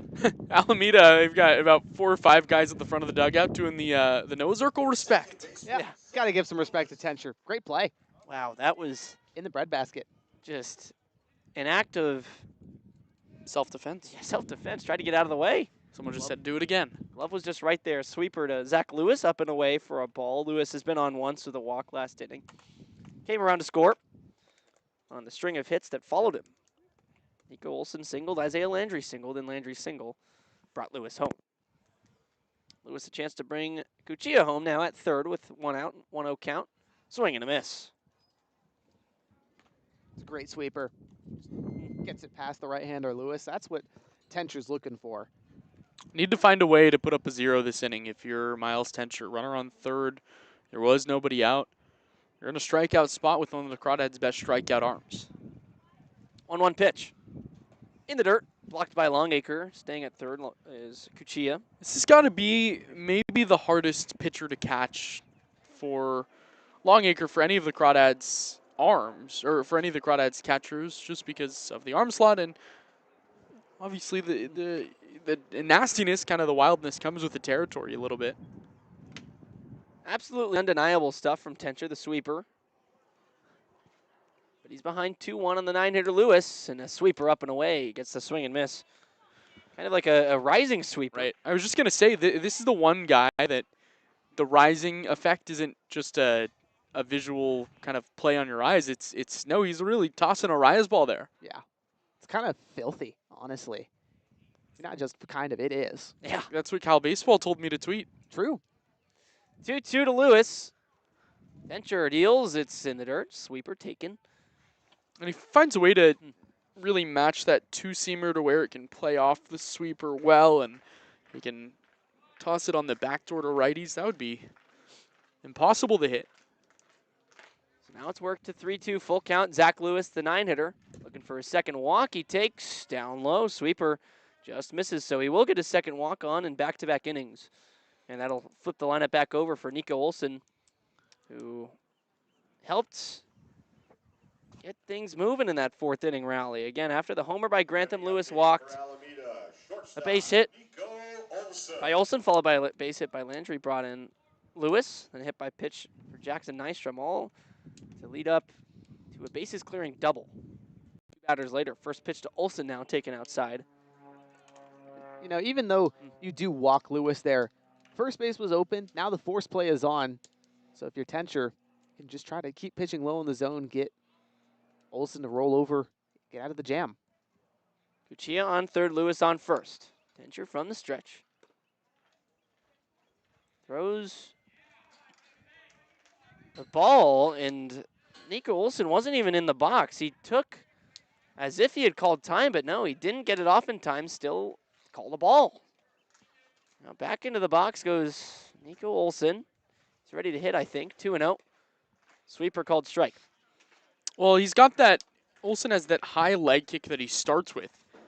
It's a little bit like if we want to go old Chabot and Crawdad, John Gazdar, who started way up high with his leg kick and brought it down. And he does that. It's a timing mechanism, but it can throw you off sometimes.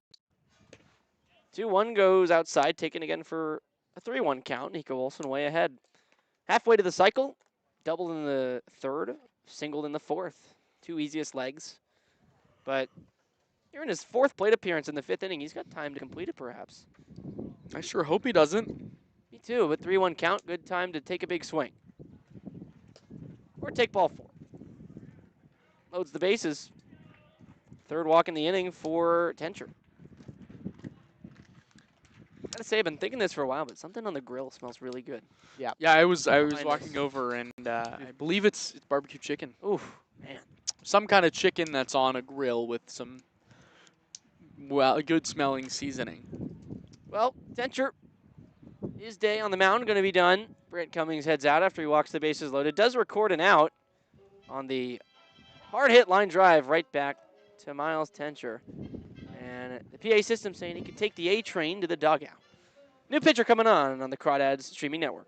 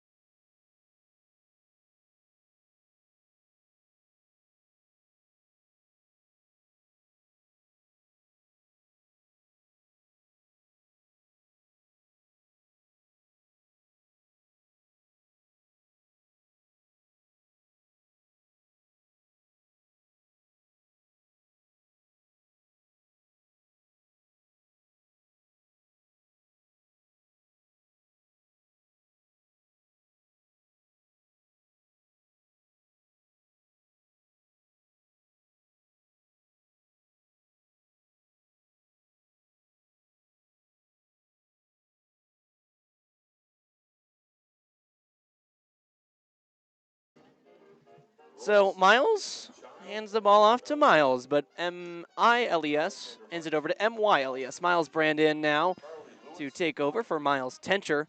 And he inherits a sticky situation. Bases loaded, 1 out with perhaps the best hitter. Oh my gosh. Wow.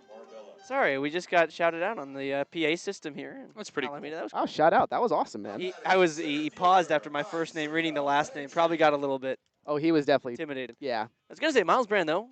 1 out, bases loaded, handed off into perhaps the best hitter of this lineup. Isaiah Landry already has scored 3 times today. And we'll watch the first pitch just inside for a ball. As you said, sorry, you had something better to say.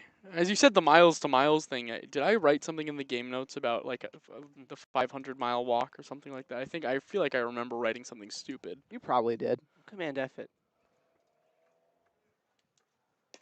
1-0. Slider hits the outside for a strike, 1-1. Nicely thrown.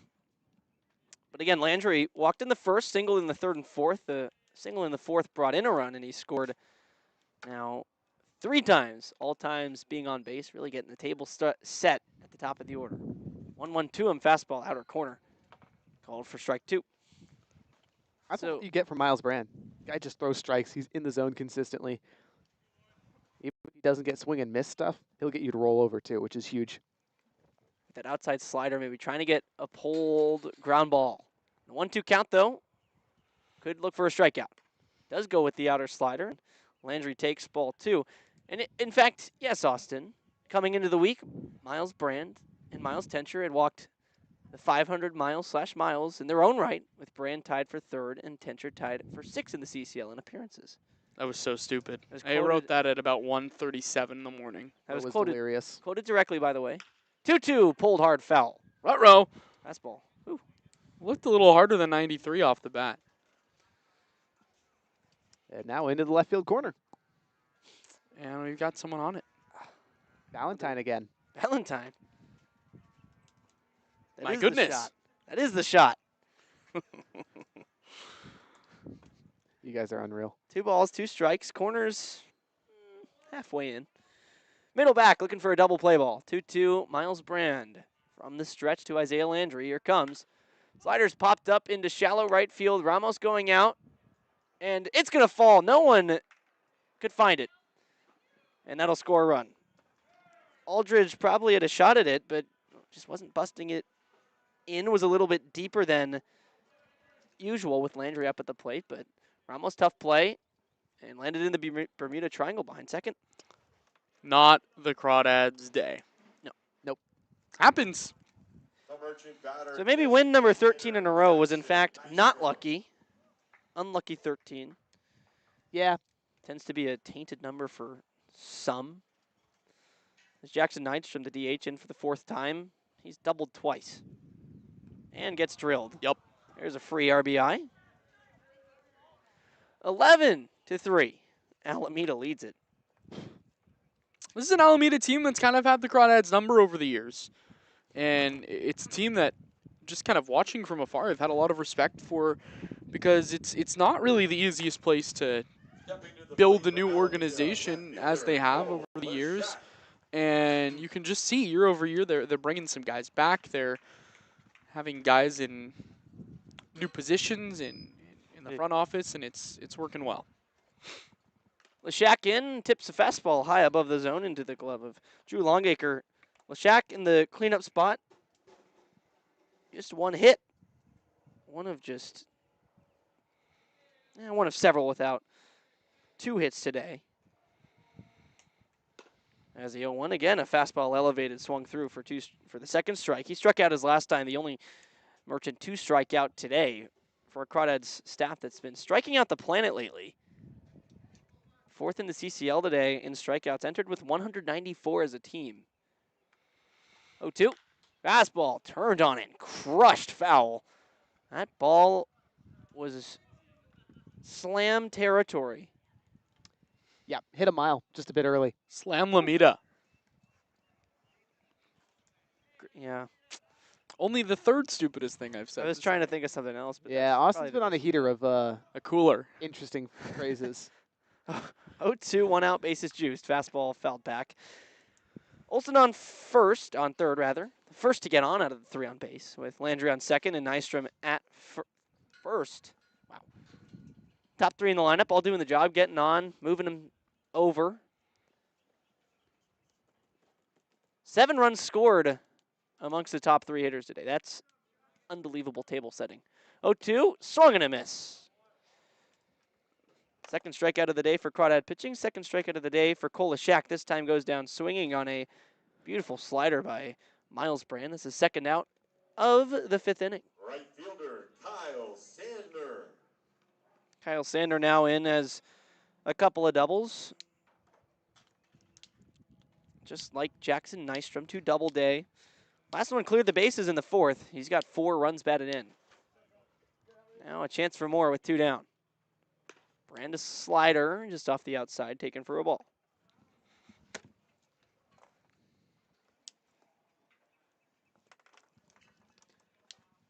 Last inning, Sander up with the bases loaded, cleared him with a double out to right center, and is ahead 1-0 against Miles Brand, who's going from the windup, a slider called a strike.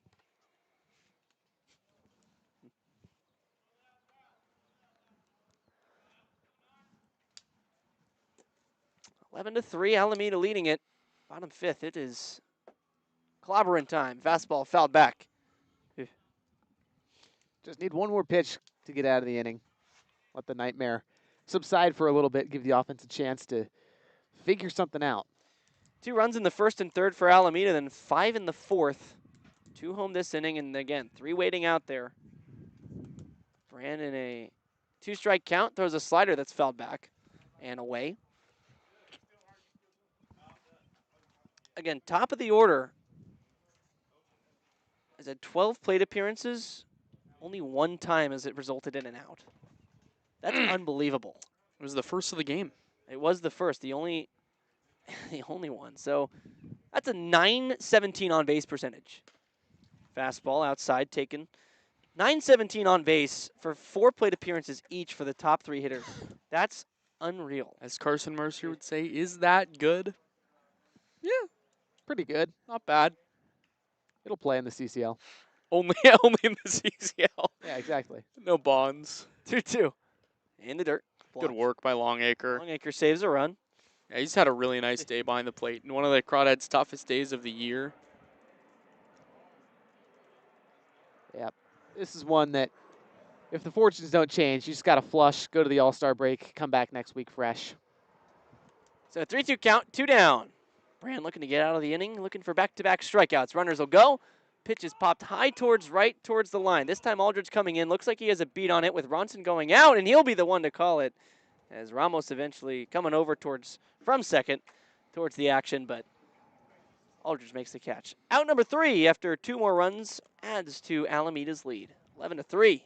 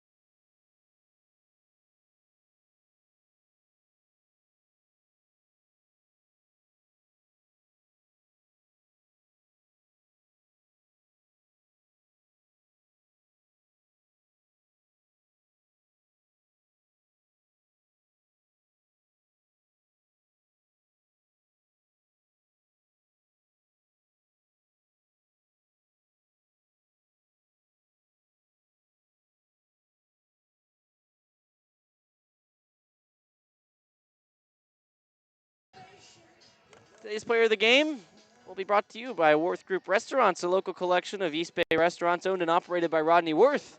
It includes the Peasant and the Pear in Danville, the Bourbon Pear in Livermore, and the Golden Pear in Walnut Creek. Worth Group Restaurants, an official partner of the Walnut Creek Crawdads, and the new first baseman for Alameda, Giovanni Martini, in for Fabian Gomez, who was 0 for 3 and 2 up next. So Martini going to get to hit right off the bat. Sutter Moss in to face the lefty Tommy Curran, who continues to work. He sees the slow curveball and swings through it, falling to a knee. Well, he came up there with a plan, that's for sure. maybe the plan was not a first pitch curveball. Perhaps not. Now an 0-1 gets a fastball up above the top rail for a ball. Walks would help. Only 2 walks taken today for the Crawdads. Just some longer counts. Ball on the strike with Bryden Bull, another lefty on deck. And that one taken at the knees for a strike. 1-2. Moss trying to be a leadoff guy here, has also had the chance a couple of times, just like Caden Cuccia on the other side. Ramos has made the last out of an inning 3 times. Now Moss. He's leading off for a 3rd time as he takes ball 2. Fastball was close on the outer part of the plate. So now even at 2. Moss high stance in the left-handed batter's box. Back of the box. Delivery right there. Fastball called strike 3. 4th of the afternoon for Tommy Curran, who continues rolling.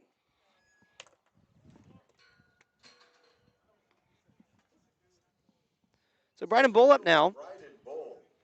Second time he's been up since, or 3rd time coming up, but his 2nd time up in the 4th inning. He hit a big-time homer, 387 feet, 97 miles per hour off the bat. Tied for the CCL lead now and could take sole possession if he gets another one today.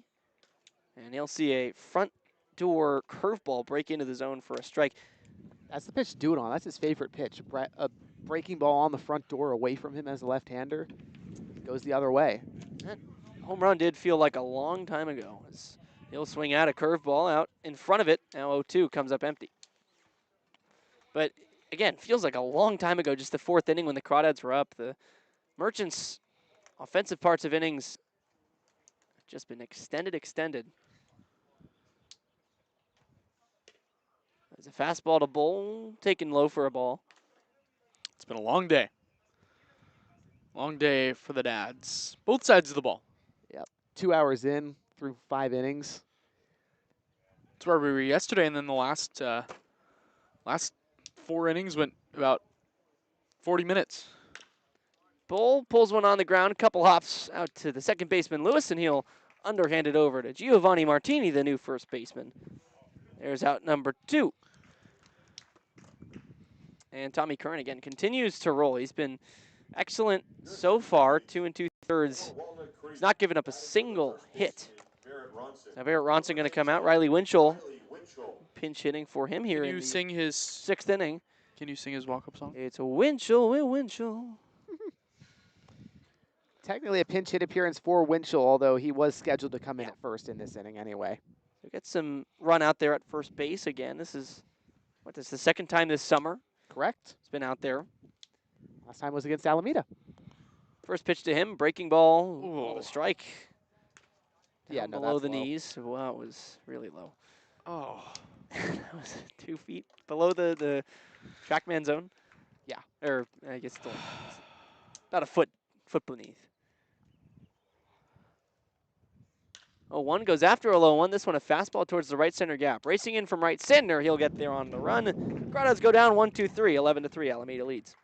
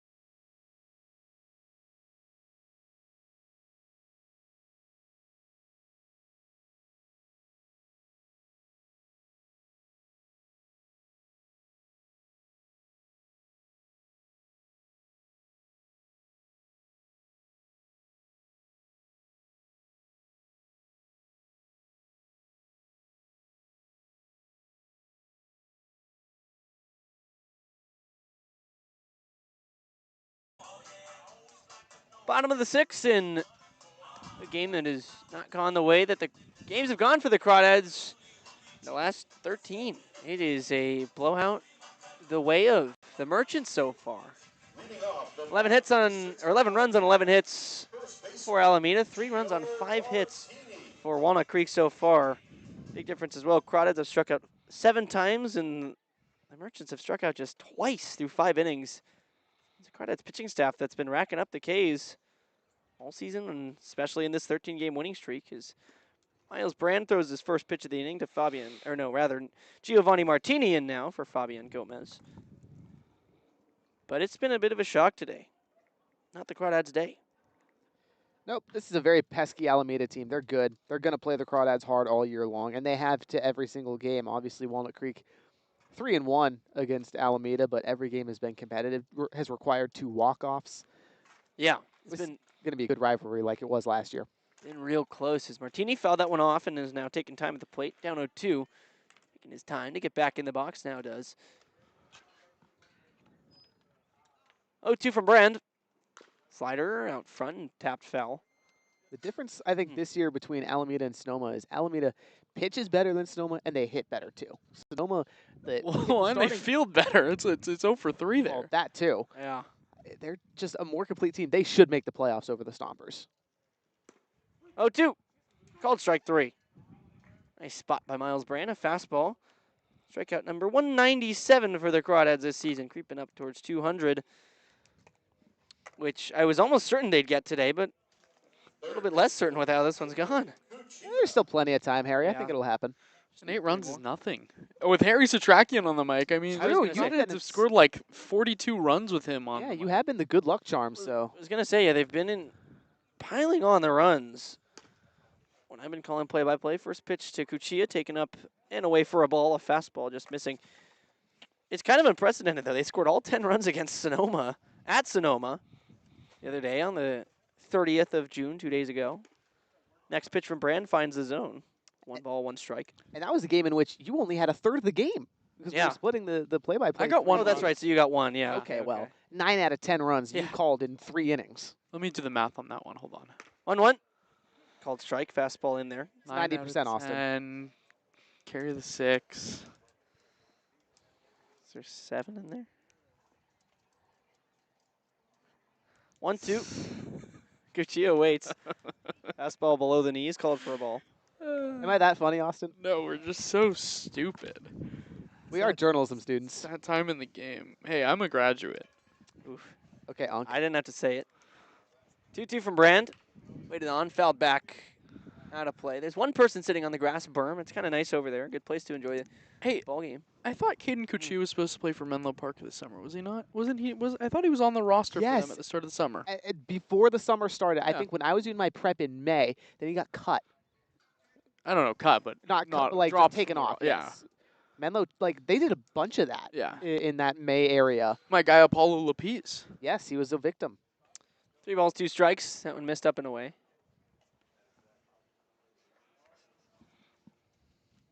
3-2, 1 out. Hit high into right center, well in the park, ranging over to his left a little bit. Bryden Bull put it away. So a fly out towards Bull. Retires the second straight to start the inning for Miles Brand in his first full inning of work, though. Did a nice job to get out of the 5th. Bases loaded jam, a strikeout, and a flyout. Ended things. That was just an incredible catch by Bryden Bull. Just the second time that the Crawdads have gone 1-2 in an inning. Pretty remarkable. Can you say you give him the claw in an 8-run game? Yes, you always can. I'll think about it. Brand's got to get Grantham here, though. Who stands in, takes strike 1. Grantham smoked a ball last time up against Miles Tencher, but it was like a magnet into the glove of Miles Tencher. 0-1, fouled back, fastball. But man, I mean, it was hit right back at the kind of midsection of Tencher, but he had the glove there after he finished his pitch, and it just kind of cradled into the glove for a line out to the pitcher. Another lefty getting loose for Alameda. 0-2. Outside corner, called strike 3. 2 strikeouts in the inning, both looking, means that's a 1, 2, 3 for Miles Brandt.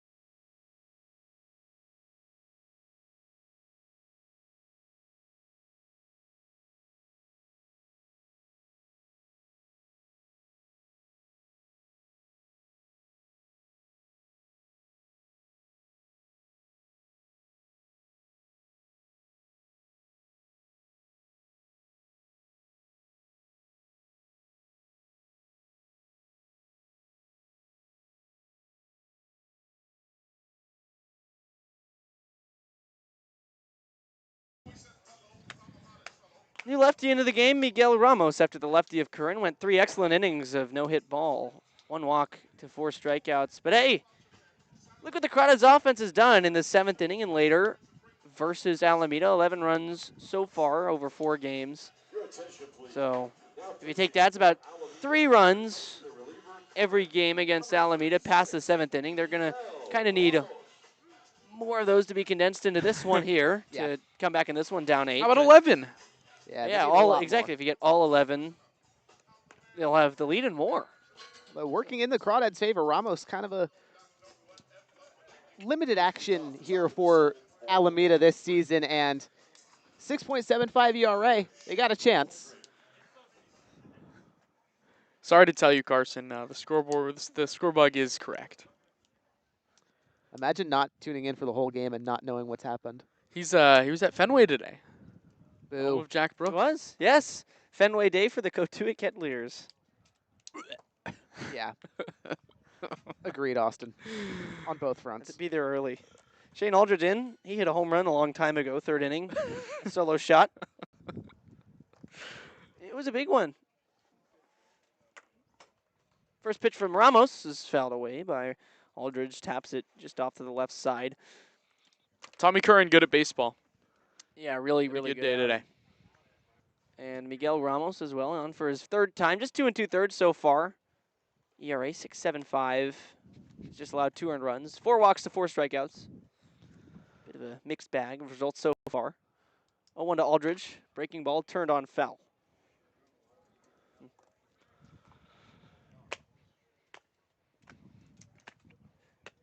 Beautiful here. Last time out for Ramos, guys, notably, he did not record an out in his last appearance against the Blues. 1 run, which was earned. No strikeouts, no hits. Had a problem with the walks. In a situation where you can kind of try and find your rhythm again, up 8 runs, there's a pitcher. It gives you a lot of confidence. 0-2 to Aldridge, popped sky high on the infield. Nico Olsen, the shortstop, coming over, and now a couple steps behind the mound will make the catch. So pop out to him, opens the 7th inning for the Crawdads. 1 change defensively again for the Merchants outside of the pitcher. But Nico Rodriguez takes over for Zach Lewis at second. He's due up first next inning, or in the bottom of the inning to hit. Now playing second base is number 8, Nico Rodriguez. The batter, that's Number Drew 8. Walnut. That's what they called him. He's Interesting. in 0 from the olden days. I like that. It's a good shout. The days of my youth. Yes. The 1800s. First pitch to Longacre, down low. That's funny. Remember Babe Ruth out there? Watched him play. Yeah, Austin watched him, take live BP. I saw him call a shot. Did he actually do it? Nope. Want to know? To Longacre. Fastball just missed outside. Good spot, but He was pointing to me.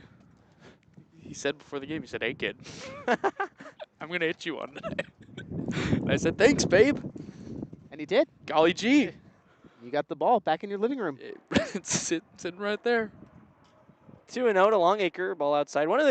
Babe Ruth, one of the guys who pioneered the baseball movement in Japan as well. I wonder if he's ever been on the River Ota. True. It's a great shout, Harry. It's a great Maybe. shout. Babe Ruth, Lefty O'Doul. Out there. Floating along. 3-0 count to Longacre. He watches a strike right there. That's ridiculous. Elite gimmicking. I was talking to Austin about this because this came up in my cinema studies class I took during winter. Is a 3-1 to Longacre, up and away ball 4. He gets on.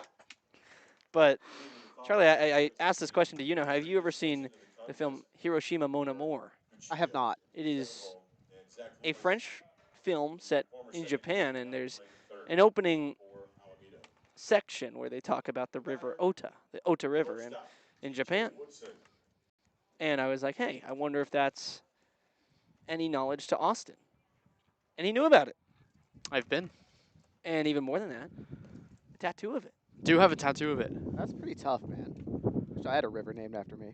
First puts it to TJ Woodson, half-hearted, but went around for a strike. It's pretty cool. It's a really, really good film in black and white. Again, it is in French. So maybe watch with the subtitles on if you're thinking about it later. Unless I I will. speak French. Or if you speak French, yeah. You definitely don't speak French, Oda. I'm calling you out. Longacre on first, 1-1 count to Woodson taken outside. And that was an 0-1 count. Now it goes to 1-1. Stay hot.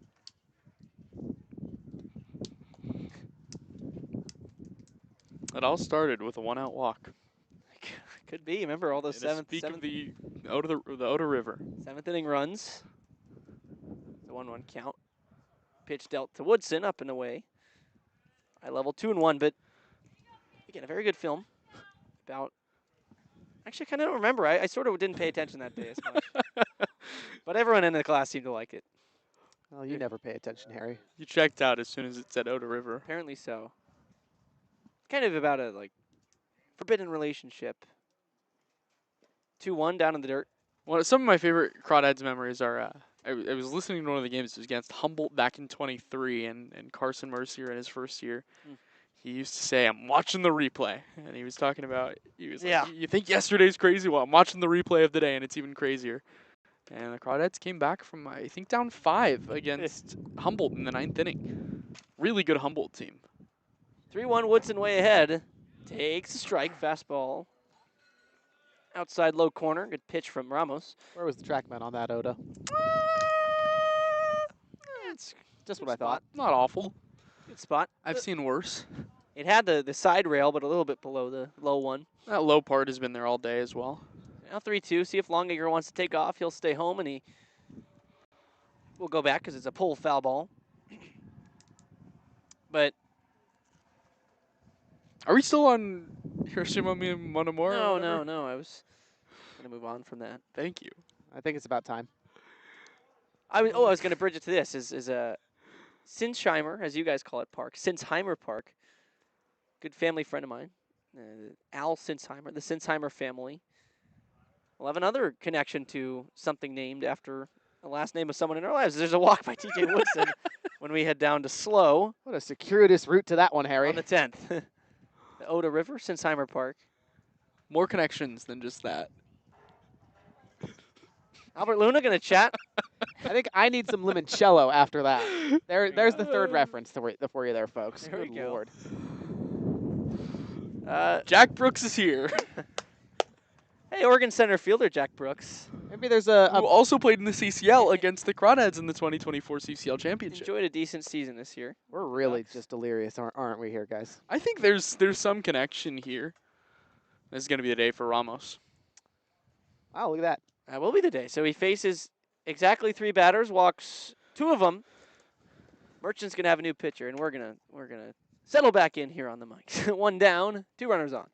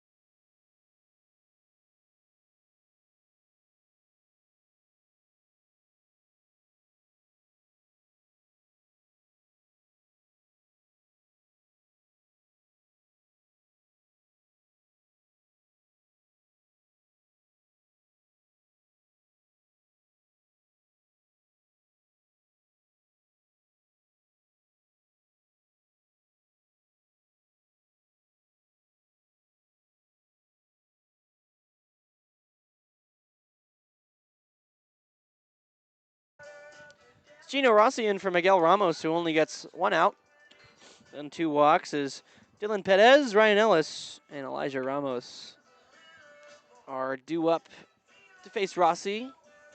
Someone's got to get on for Ramos to come up, but they're the next 3 anyways. Perez kind of the bright spot for the top of this order so far today. 2 walks, but has not gotten past first. So runners on first and second. Longacre on second. Woodson on first. So Woodson and Ellis now do have the platoon advantage against the righty Rossi. Trying to do anything to come back into this game. It's a first pitch hack for Perez, but he shoots it back to the screen. See what happens when Ryan Delaney's in Boston? Yeah, man. He was a good luck charm. I mean, he is. The Crawdads are like a 650 team with Ryan Delaney here over the last 4 years. True. It all falls apart without Delala. Something like that. No balls and a strike. Perez awaits, crouched down in his stance, and he turns on one high down the right field line. I think towards foul territory, but racing over Sanders going to have a play out there, and he'll make the catch. Longacre tags, and the 300-foot throw bounces in late. So a nice running play to retire Perez, but up to third goes Longacre. I think I did in Ryan Delaney's first year. I did a like a stat comparison of him with and without wearing goggles on the mound, and it was pretty severe. There was like an 8-run differential in his ERA. Can I guess which one was? He was better with goggles. Yeah. Yeah. lefty Mm. with goggles. I mean, it's like, Also notably, Bryden Bull, no glasses today. He Oh, yeah? normally plays with the clear glasses, but not today, and he's got a homer. Something to note while we're on the topic. First pitch to Ryan Ellis, in for a strike. Looking up a list of MLB guys who pitched with goggles, and yeah, first one to come up, that's who I was thinking, Eric Gagne. The most recent Cy Young winner that was not a starter. He also, I think, was on steroids, but an 0-1 count to Ryan Ellis, down low. weren't they all? Yeah, who wasn't in that era, Harry? If we're Barry being- Barry Bonds. Bonds. Shut up, It Giants was a fans. balanced breakfast, man. Both of you guys need to stop. 1-1. The only guy who wasn't juicing in that era was Derek Jeter. Didn't need it. Well, he also sucked. Well, 1-1. Slider looking for the back door, couldn't find it. 2 balls, no strikes.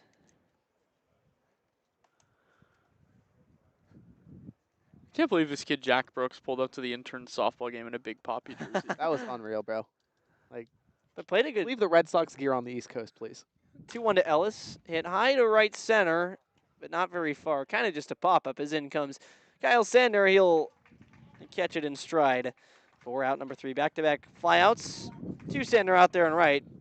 Have Gino Rossi finishing off a clean inning that Miguel Ramos started. Bottom 7th, stretch time, 11-3, Merchants lead.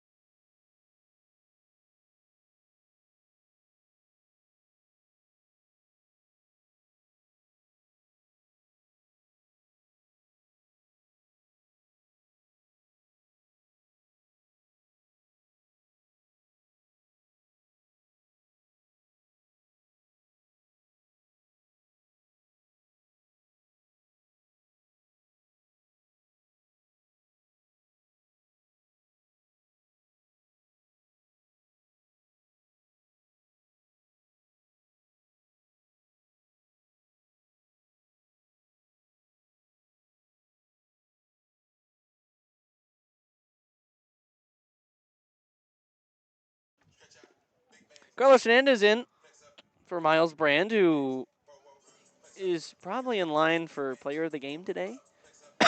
All-star snub. An inning True. and 2/3. Gave up 1 hit.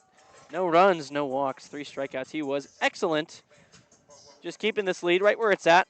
I mean, that's kind of the only thing you can do as a reliever coming into this now. Up, down 8, 11-3.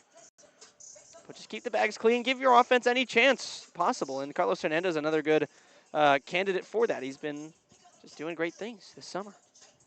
And he's a Chabot College Gladiator. Yeah, The Gladiators, that's pretty tough. that is a good name. A lot of gladiator duels happening down here in Hayward, California. It was always cool to see some of the Chabot guys post, and Eh. they would post and say, love them Glads. And love them Glads then became love them Dads for about a Hey, summer. there you go. One of the best crawdads of all time, Gabe Tanner, who was a Chabot Gladiator, then a Cal State East Bay Pioneer, then an Oakland Baller, Hey. just got signed by the Chicago White Sox. That he did. Zach Lewis, 9-1-2. Nico Olson and Isaiah Landry, the next two due up to face Carlos Hernandez, who pitching on his home turf. Used to the mound, and first pitch, looks like it. Taking strike right there with the fastball. He'll cut it, he'll sink it. Got some breaking stuff, got a changeup as well. Got a good 4+ pitch mix. 0-1. There's a slider down low. Big, big breaking ball. It's the go-to pitch. Missed with it there, now 1-1. And watched into there again by Lewis, 2-1. These games can be hard to pitch in if you're Hernandez, a guy that's used to not only being in some closer games, but also being ahead in games. And sometimes it's hard to get yourself up for, one of these games where you feel like, you're coming in, not really a lot of intensity behind it. This one flied out to center. Bolin to his right makes the catch. There's out number 1. Lewis is down for just the second time today in 4 appearances at the plate. But yeah, sometimes, guys, it's harder to get going for these outings because, again, you just feel like team's down by 8, or even if your team's up by 8, it's harder to lock yourself in as much if it's protecting a tight lead or trying to keep a tight deficit. It's now top of the order. Nico Olsen in for the 5th time on base. 3 times so far, and Flares one back behind first in foul territory. Riley Winchell, long run at first, will not make the play. He's, again, in for Barrett Ronson after pinch hitting for him in the 6th.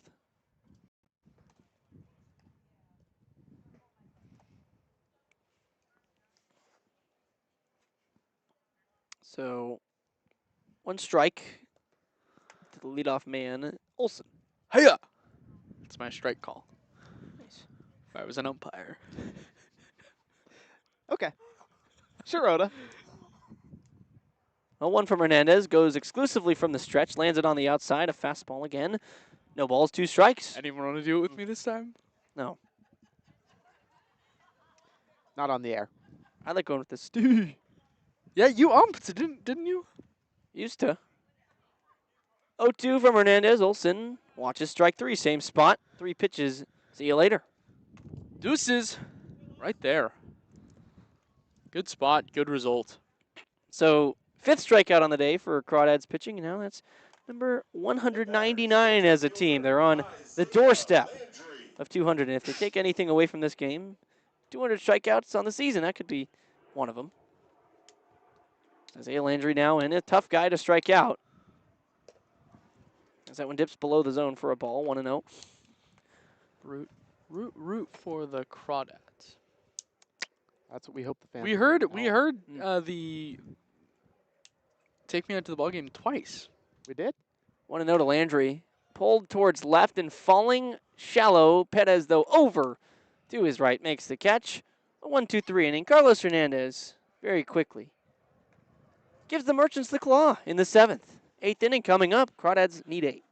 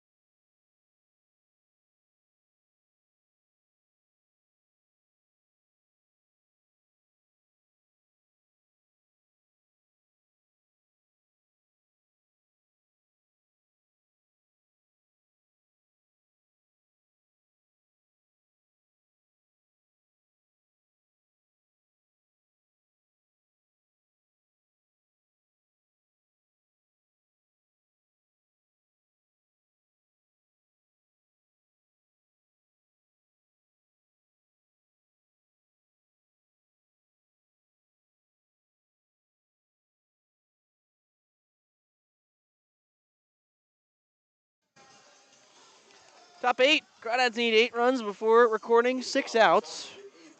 And it begins with Elijah Ramos, the cleanup hitter today, with Sutter Moss on deck. Bryden Bull in the hole. Ball in the hole. What? No, Rhymes. it doesn't. Not really. Ball in the hole. Bull hole. I don't See your point. Ball taken up above the zone for Ramos. It's not bull hull. Yeah, it's like ball and bull don't rhyme. Well, you Two don't different pronounce vowel it And in sounds. this- bull. You don't pronounce bull. 1-0 to Ramos, fouled back. Yeah, Harry, I think you're no. Eminem would If agree me and with Charlie, me. Eminem would agree with me. yeah, Eminem's like A very talented rapper. right, and you're not. Well, that being said, who we trusting here? The very talented rapper or the medium He's never talented even rhymed those broadcaster? 2 words. So, Yeah. 1-1. Bounce to third. Nice short hop pick by Zach Lewis. Throw across the diamond. Nice play. Look what I found. One of those days for the Crawdads, right? Like, yeah. it's a relatively hard hit ball, but also just a play that might not have been the most aesthetically pleasing. Just kind of a I don't know. I like that. Was a nice play. short, but he pulled the head a little bit. Play that probably wouldn't have been made yesterday. Right, exactly. Designated hitter, Center Moss. And that's a Moss. Sonoma team that made, what, 18 errors over the 4 games? It was a lot. Yeah. Again, Crawdads seeing an opposing defense record no errors today so far. Sutter Moss stands in, goes after the first one, fouls it back. Well, and another positive is the Crawdads as a team have made no errors today. Continuing that, and again, that's maybe what you'd expect on a turf field where you get the true hops. In the CCL, a lot of variance as to where the ball is going to bounce on the infield. 0-1 to Moss is chopped to the right side. Everyone shifted over there, right into the glove of Martini, and the next step takes him to the bag. 3 unassisted for out number 2. Ryan Bull comes up. Well, and another positive about this game is the Crawdads won 13 freaking games in front Yeah, of it. absolutely. True. You're going to lose a game in baseball every now and then. Usually more often than that, too. It's hard to go on 13-1 streaks. And the Crawdads who play on the road very well, too, just getting beat today. First pitch to Bryden down low for a ball. 6-1 on the road. And that's already impressive in its own. It's not often in baseball you go 6-1 in 7 games. 1-0 to Bull, down low. So it's a team that's a lot of what I think about getting out, or in an early season situation, you want to get out ahead of the 8 ball, right? Get a bunch of wins, stack them early, 2-0, down low to Bull, 3-0 now. But it allows you games like this where you take a loss, but it still doesn't impact you too much. Yeah, you might move down from first to second in the CCL North, but you still have beat the Stompers so much that you're up ahead of them comfortably in the standings still. Bull 3-0 pitch, down low ball 4. Liking the approaches I'm seeing from Bryden Bull lately. Pulled the ball really hard in the air twice today. Works a 4-pitch walk. He's seeing the ball better, I feel like. It's been a really nice day for him. Yeah, even the out in the second inning was scorched into center. Might have been hit hard than his home run. Wincha, winch, wincha, winch, wincha. God, it's a Winchell. perfect walk-up song. Winchell in for the second time, flew out to right his first. This is his home turf as well. Yes, it is. First pitch fouled back off the umpire's mask. That one got him good. Riley Winchell knows how that feels. Lucas Grantham behind the plate knows how that feels. So they're both going to take some time. And yeah, Winchell, guy who played here at Chabot, Yeah, hit But- 6 bombs. will not be his home anymore. Exactly half of his home runs here at the Friend, half of them on the road. Yeah, really nice home-away split. He'll now be playing in Sacramento at Sacramento State. Another Hornets. place where the ball tends to fly a little bit. Yeah, Stingers up, man. He and Ellis are going to be Dude. Bash Brothers next year. Shack State, Shack State. You're so right, Austin. says the kid from the big EDH. All right, bro. Bull on first with 2 down. 1 strike pitch to Winchell off the hands out in towards center. Isaiah Landry, a run in from center. It will drop down in front of him. Bull over to third. That one just an example where hitting the ball less hard is Right. a good result. Is the preference there is defense outfield is playing really, really deep, so Landry no shot to get it. He called off his left fielder, Cole Leshak out there, but I thought it was to make the catch. No, just I got it on the 1 hop. So first and third rather, runners on the corners with Bull moving up and the 2 out base knock. Shane Aldridge now in. 1 for 3 today with the homer. 3 for 19 against Alameda this season. First pitch to him, right back towards the middle. Shortstop Olsen's got it. He'll walk to the bag to take it himself. So 1 pitch out, ends the inning on the fielder's choice. And Alameda remains in absolute control, 11-3.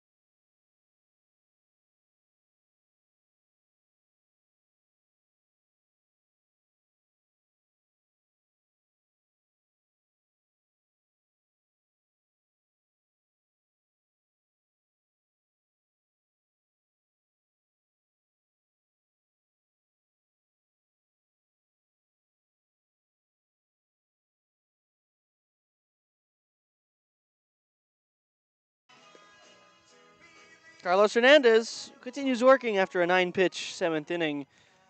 He was excellent off the great work of Miles Brand, kind of continuing that for an Alameda offense that has been absolutely silent since the 5th inning. Problem is, before that, they scored 11 runs. 2 in the first, none in the second, 2 in the third, 5 in the fourth, 2 in the fifth. Crawdads just 1 in the third and 2 in the fourth. Have this at an 11-3 ball game. Uh-oh. As this one's hit out to left field. It's pretty good, but it has right over. Will make the catch. I think Jackson Nystrom just kind of has that swing. Like, Yep. it looks like every time he hits the ball, it goes far. And that one off the bat, maybe not hit that hard. Yeah, only 82 off the bat. Yeah, I think you just got jumpy there. I got a little jumpy. I'll take it. Yeah. Left fielder, Cole Cole Lashak in now. 1 for 4 today. On his first few games as a Merchant this season. No. First pitch, and an empty count to him. Taken for a ball, 1-0.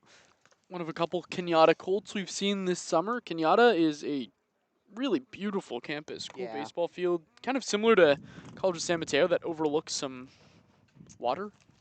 That whole Redwood City Kenyatta area is so beautiful. As this one's fouled up and back out of play off of 101. I mean, It's a place where one of these teams in the CCL should play. Yeah. Kenyatta. 100%. yeah. I mean, heading down towards Menlo, it's kind of on the way.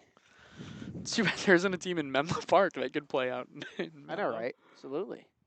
Like that and College of San Mateo, or plus Chabot, are some of the nicest venues I've seen in the CCL North. 1-1 breaking ball. Nice pitch, but down low. Kenyatta, yeah, nice place. A couple friends, family friends living in Woodside on Oh, yeah. Kenyatta Avenue. Or Street, one of those two. Boulevard. Boulevard, perhaps. Yeah, 2-1. Called strike. Fastball landing on the outside to Lashak, who's in danger of taking a sombrero. A hat trick. He could contribute half the strikeouts. Crawdads have 5, looking for number 6, 199 on the season.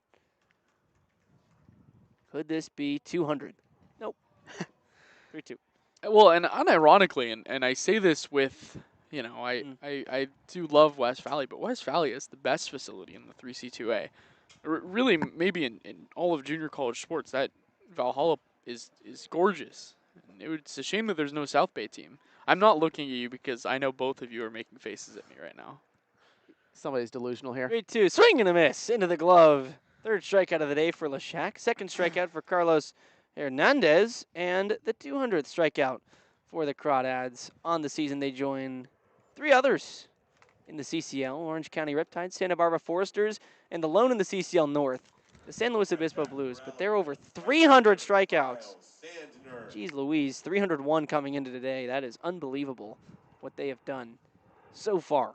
My guy Quincy Winkler had 12 of them last night in 7 innings. That's Maybe the best start in the CCL this year. First pitch, Sandner rather, the right fielder, smashes it into right for a knock. He's on first for the first time today because he's hit 2 doubles up to this point. He's been a big-time contributor for an offense that has not found a lack of hits, runs, timely hitting today, all the above. It's Gio Martini now in for his second appearance. He struck out his first time looking against Miles Brand, was the second of 3 victims.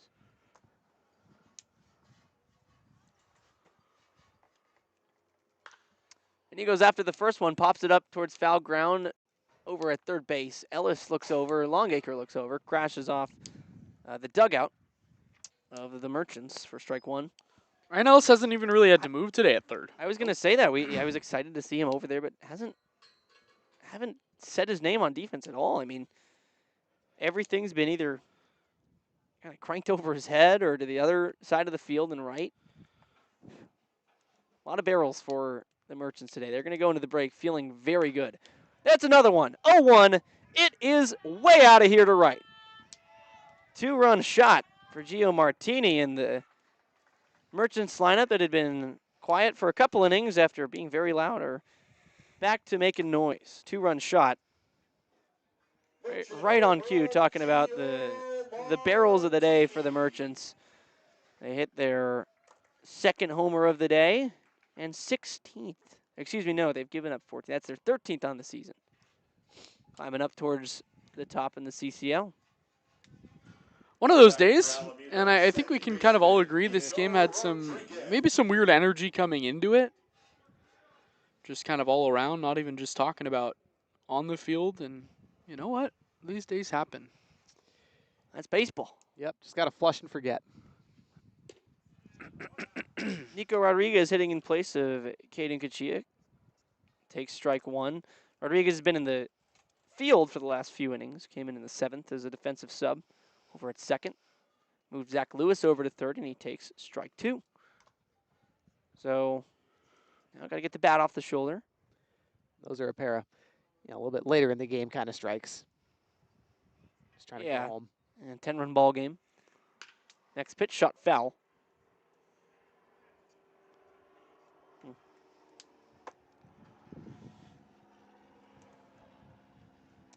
That's a big fly. Corner. Ball's out in the left field corner again. Again. Someone out there making the play. Yep. Is it Ballantyne again? I don't think so. No, not Ballantyne. My goodness, this time. Ballantyne. All right, Austin. By the way, first homer on the season for Martinez as Rodriguez in an 0-2 count. Lines one up the box for a base hit. Past Hernandez, who kind of stuck out his bare right hand to try and get in the way of it. But I'm glad he didn't for the sake of his pitching hand. So another runner on. That is the 14th hit of the day for the Merchants. They have just been, destroying Crawdad pitching. It's a pitching staff that has looked nearly untouchable as of late, but Merchants seem to have the juice today.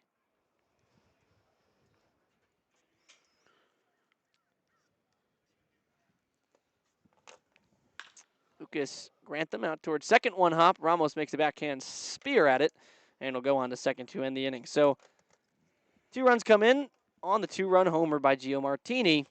Alameda extends its lead out to 10. Crawdads trying to get this one off to the end. They need 10 runs to tie it in the top of the 9th. They got it.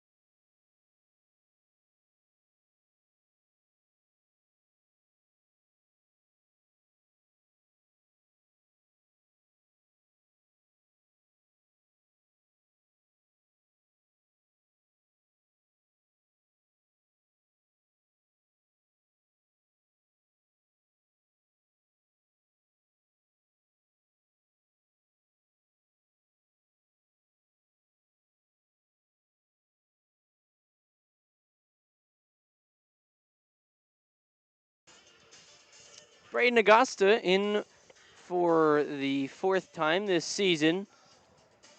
4 innings pitched, 3 hits, 3 runs, 4 walks, 5 strikeouts so far on the young campaign. Batters hitting 200 against him, and the Crawdads Now playing third base for need Alameda. 10 runs before running into 3 outs. Has to begin with the bottom of the order, and it's kind of been the recipe for Walnut Creek. All of this winning streak is the bottom of the order starting things off, and there's Longacre lining the first pitch into center, a base hit. It's his 3rd time on today, 2nd base hit. He's done the job, so he's on. That's exactly what you need when you need 10 runs. It all started with a little liner up the middle. Drew Longacre, player of the game? Question mark. He's had a good day. Yeah, he has. And 2 he's singles and a worked walk. hard behind the plate. Yeah. He's in there for it. I'd give it to him. Miles Brand has a good campaign for it, though. TJ Woodson playing in the All-Star game in 2 days in Reno. First pitch on the front part of the zone for a strike, front door part of the zone. Woodson in a bit of a cold stretch after being lightning hot. 0 for 3 today with a walk and a strikeout. It was 6 for 18 entering today against the Merchants, too, so he's had their number. As a slider breaks above the zone, ball 1 evens up. Thought that pitch had a chance of falling into the zone, going for a strike. It was well executed there from Augusta. Might have been in there. 1-1. Down beneath in the dirt. 2-1.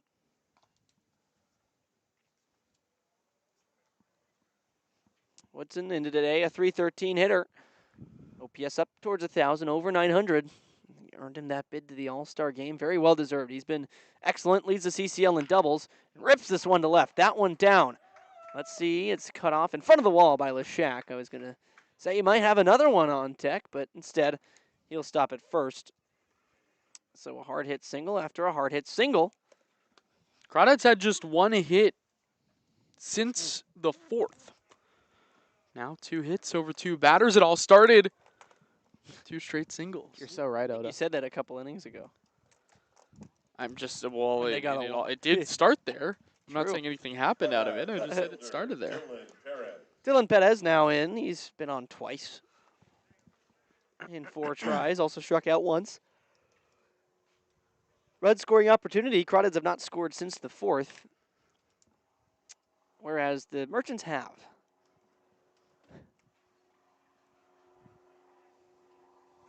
Longacre on second. Woodson on first. First pitch to Perez, down low. I will say Alameda, I think, is maybe worried isn't the right term, but there's already another arm getting loose in the bullpen. Yep, got to have a short leash. Don't want to let this get out of hand, especially with a Crawdad offense that has shown how potent it can be. So 1-0. Perez is ahead. He hits one hard back to the mound. Goes to second for 1. Olsen, the shortstop, turns to first. It is just that day for the Crawdads. They did have a bit of luck with a hard hit ball back to the pitcher earlier on, so I guess that's it returned. Double play wipes out really any hope of a potential miraculous comeback. Hard hit ball from Perez. It's a good swing. Just chop it right back to the pitcher, and Augusta makes a really good play at it. Ryan Ellis, last chance for Walnut Creek today. Stands in the left-hand batter's box. Does have a knock. First pitch in there for a strike. Different bat that he's been using. This one, all black. Bomb bat. I don't remember exactly what it is, but those bomb bats, they're hard to break because they're kind of infused with some type of metal in the structure. So next one into Ellis for strike 2. Yeah, they're supposed to be. I think it might be some kind of like carbon fiber almost. Yeah. Underneath it. It's definitely a little bit of tech that's supposed to make it very durable. It's still very much It's plays a wood like bat. a wood Yeah, bat. plays Yes, like a wood exactly. bat. It doesn't add more power. It just makes it more durable. 0-2. Ellis way out of the zone. Watches for a ball 1. And notably, they are legal in the CCL. Of course, yeah. It's not like they're all coming up with illegal bats here. Just much more economically, financially friendly Absolutely. when they don't break as much. Ellis behind 1-2, working against Braden Augusta with a runner on third. Slider down low, taken. Ball 2.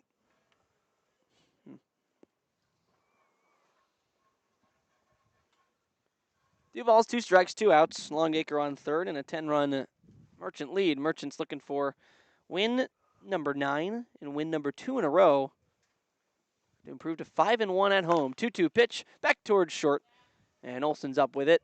His throw to first, well in time, as Gio Martini does an unnecessary split at first, though. That's a nice play over there from the big man. So Crawdads go down in the 9th. And the first 2 batters on double play. Ground out to short. Ends the day and ends the win streak. And after 13 incredible wins in a row, a franchise record, they take the loss here today. Final game time goes 2 hours and 58 minutes, just ahead of the 3-hour mark. 3 hits, 8 runs, no errors for the Crawdads against 13 runs, 14 hits, and no errors for the Merchants. Clean played game on the field, but one team was just better today, and it was the Merchants. They make Brant Cummings' all-time wins stay at 149. As we're going to stay right here to begin the post-game show, brought to you by Up the Creek Records, a great record shop right next to the Ace Hardware in downtown Walnut Creek. They buy and sell new and used vinyl records, CDs, and cassettes, as well as skateboard geared and a variety of fun gifts like yo-yos and hacky sacks. They also have an all-ages live music venue that hosts local bands every weekend, so check out who's playing at upthecreekrecords.com or their Instagram at upthecreekrecords. And, well, again, not much to say about this game other than it's a streak ender. Just Crawdads got outmatched today. The Merchants were finding barrels. You guys, quick takeaways before we get into player of the game and sweet play of the game. Yeah, I think some good swings from the bats of Walnut Creek. You know, the pitching, they had their struggles today. The Merchants were just hot, all things considered. That's how it goes. This is an Alameda team that's going to play you tough the rest of the season, and the Crawdads have to be ready for it. Obviously, you win. Not obviously, but you win 13 games in a row. Eventually, you're bound to lose. I think a chance at tying the CCL all-time record at 17 was kind of improbable. Probably wasn't going to happen. But you gave it a good ride. You rode out the win streak as long as you could. And I think all things considered, the Crawdads can come away with a very positive first half of the season. They've looked so good, offensively, defensively, pitching as well. They've done it in all phases. Just couldn't put it together today. Yeah, I think it was just a very baseball loss. You look at games that if the Crawdads did what Sonoma's done the last couple days and thrown the ball all over the field and made tweets about our interns that they shouldn't have and et cetera, you know, I'd feel a little bit different. But the Crawdads played clean today. You know, they walked 5 batters. That's not great, but it's not awful. They didn't make an error. Baseball happens, and you win 13 games in a row. You need a little bit of luck. Yeah. Just didn't get any today. Yep, just ran out. Yeah, hard hit balls often found gloves of the Merchants defenders. Taking a look at the sweet play of the game, brought to you by Batter and Icing, an official partner of the Walnut Creek Crawdads. Batter and Icing is a locally owned custom bakery with 2 retail outlets in Danville and Pleasant Hill. Since 2018, they've been creating everything from birthday and wedding cakes to corporate event desserts, all made fresh with quality ingredients and plenty of creativity. Learn more or place an order using the Crawdads fundraiser part of the Order Online tab at www.batterandicing.com. Orders can be picked up at any Crawdads home game. And, well, Miles Tencher caught a line drive smoked right back at him at 95 miles an hour. Just snared it in the glove. Kind of an act of self-preservation, but hit the leather perfectly and just landed in there. But, I mean, that stands out as the play of the game in my eyes. Yeah, I'd agree. I think that's the play of the game, especially because we like to lean defense. I think the only other contenders are Shane Aldridge's home run or Bryden Bull's home run, but I think we go to the defensive. Oh, absolutely, yeah. I think it was an incredible play and the only bit of luck the Crawdads seemed to find today. Yeah. Next, on to the player of the game. Today's player of the game brought to you by Worth Group Restaurants, a local collection of East Bay restaurants owned and operated by Rodney Worth. It includes the Peasant and the Pear in Danville, the Bourbon Pear in Livermore, and the Golden Pear in Walnut Creek. Worth Group Restaurants, an official partner of the Walnut Creek Crawdads. A couple candidates that we talked about. I'd say it goes either Miles Brand or Drew Longacre. And you know what? I'm going to flip my pick from earlier. Give me Drew Longacre. Yep, Drew Longacre. I like it. I think it's not even about the bat. And he got on base 3 times today, 2 hits. But it's about the defense and just the fact that he played all 9 innings back there. And boy, did he have to catch some tough pitching today, and he made it look easy. And Absolutely. I'd have to go with the same. When you're on the wrong end of a 13-3 blowout, as a catcher especially, you're on the field pretty much as long as the game goes. So Longacre back there doing the dirty work as well as that, collected 2 hits and got on 3 out of the 4 times he came up to the plate. So Drew Longacre, although it's a few and far between good offensive performances today for the Crawdads, he's going to get it for the solid offense and consistent defense. Drew Longacre, today's player of the game, brought to you by Worth Group Restaurants.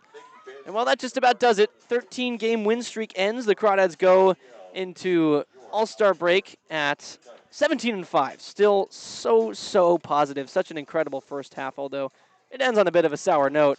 It's hard to say going in 13-1 over your last 14 is a sour note. But anyways, it was a fun winning streak, and hey, now there's time to begin anew.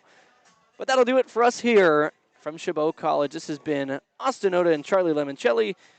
I'm Harry Satrakian. Our producer has been Jeff Brooks. We thank you for tuning in today, and we'll see you all the way on the 7th of July after the All-Star game.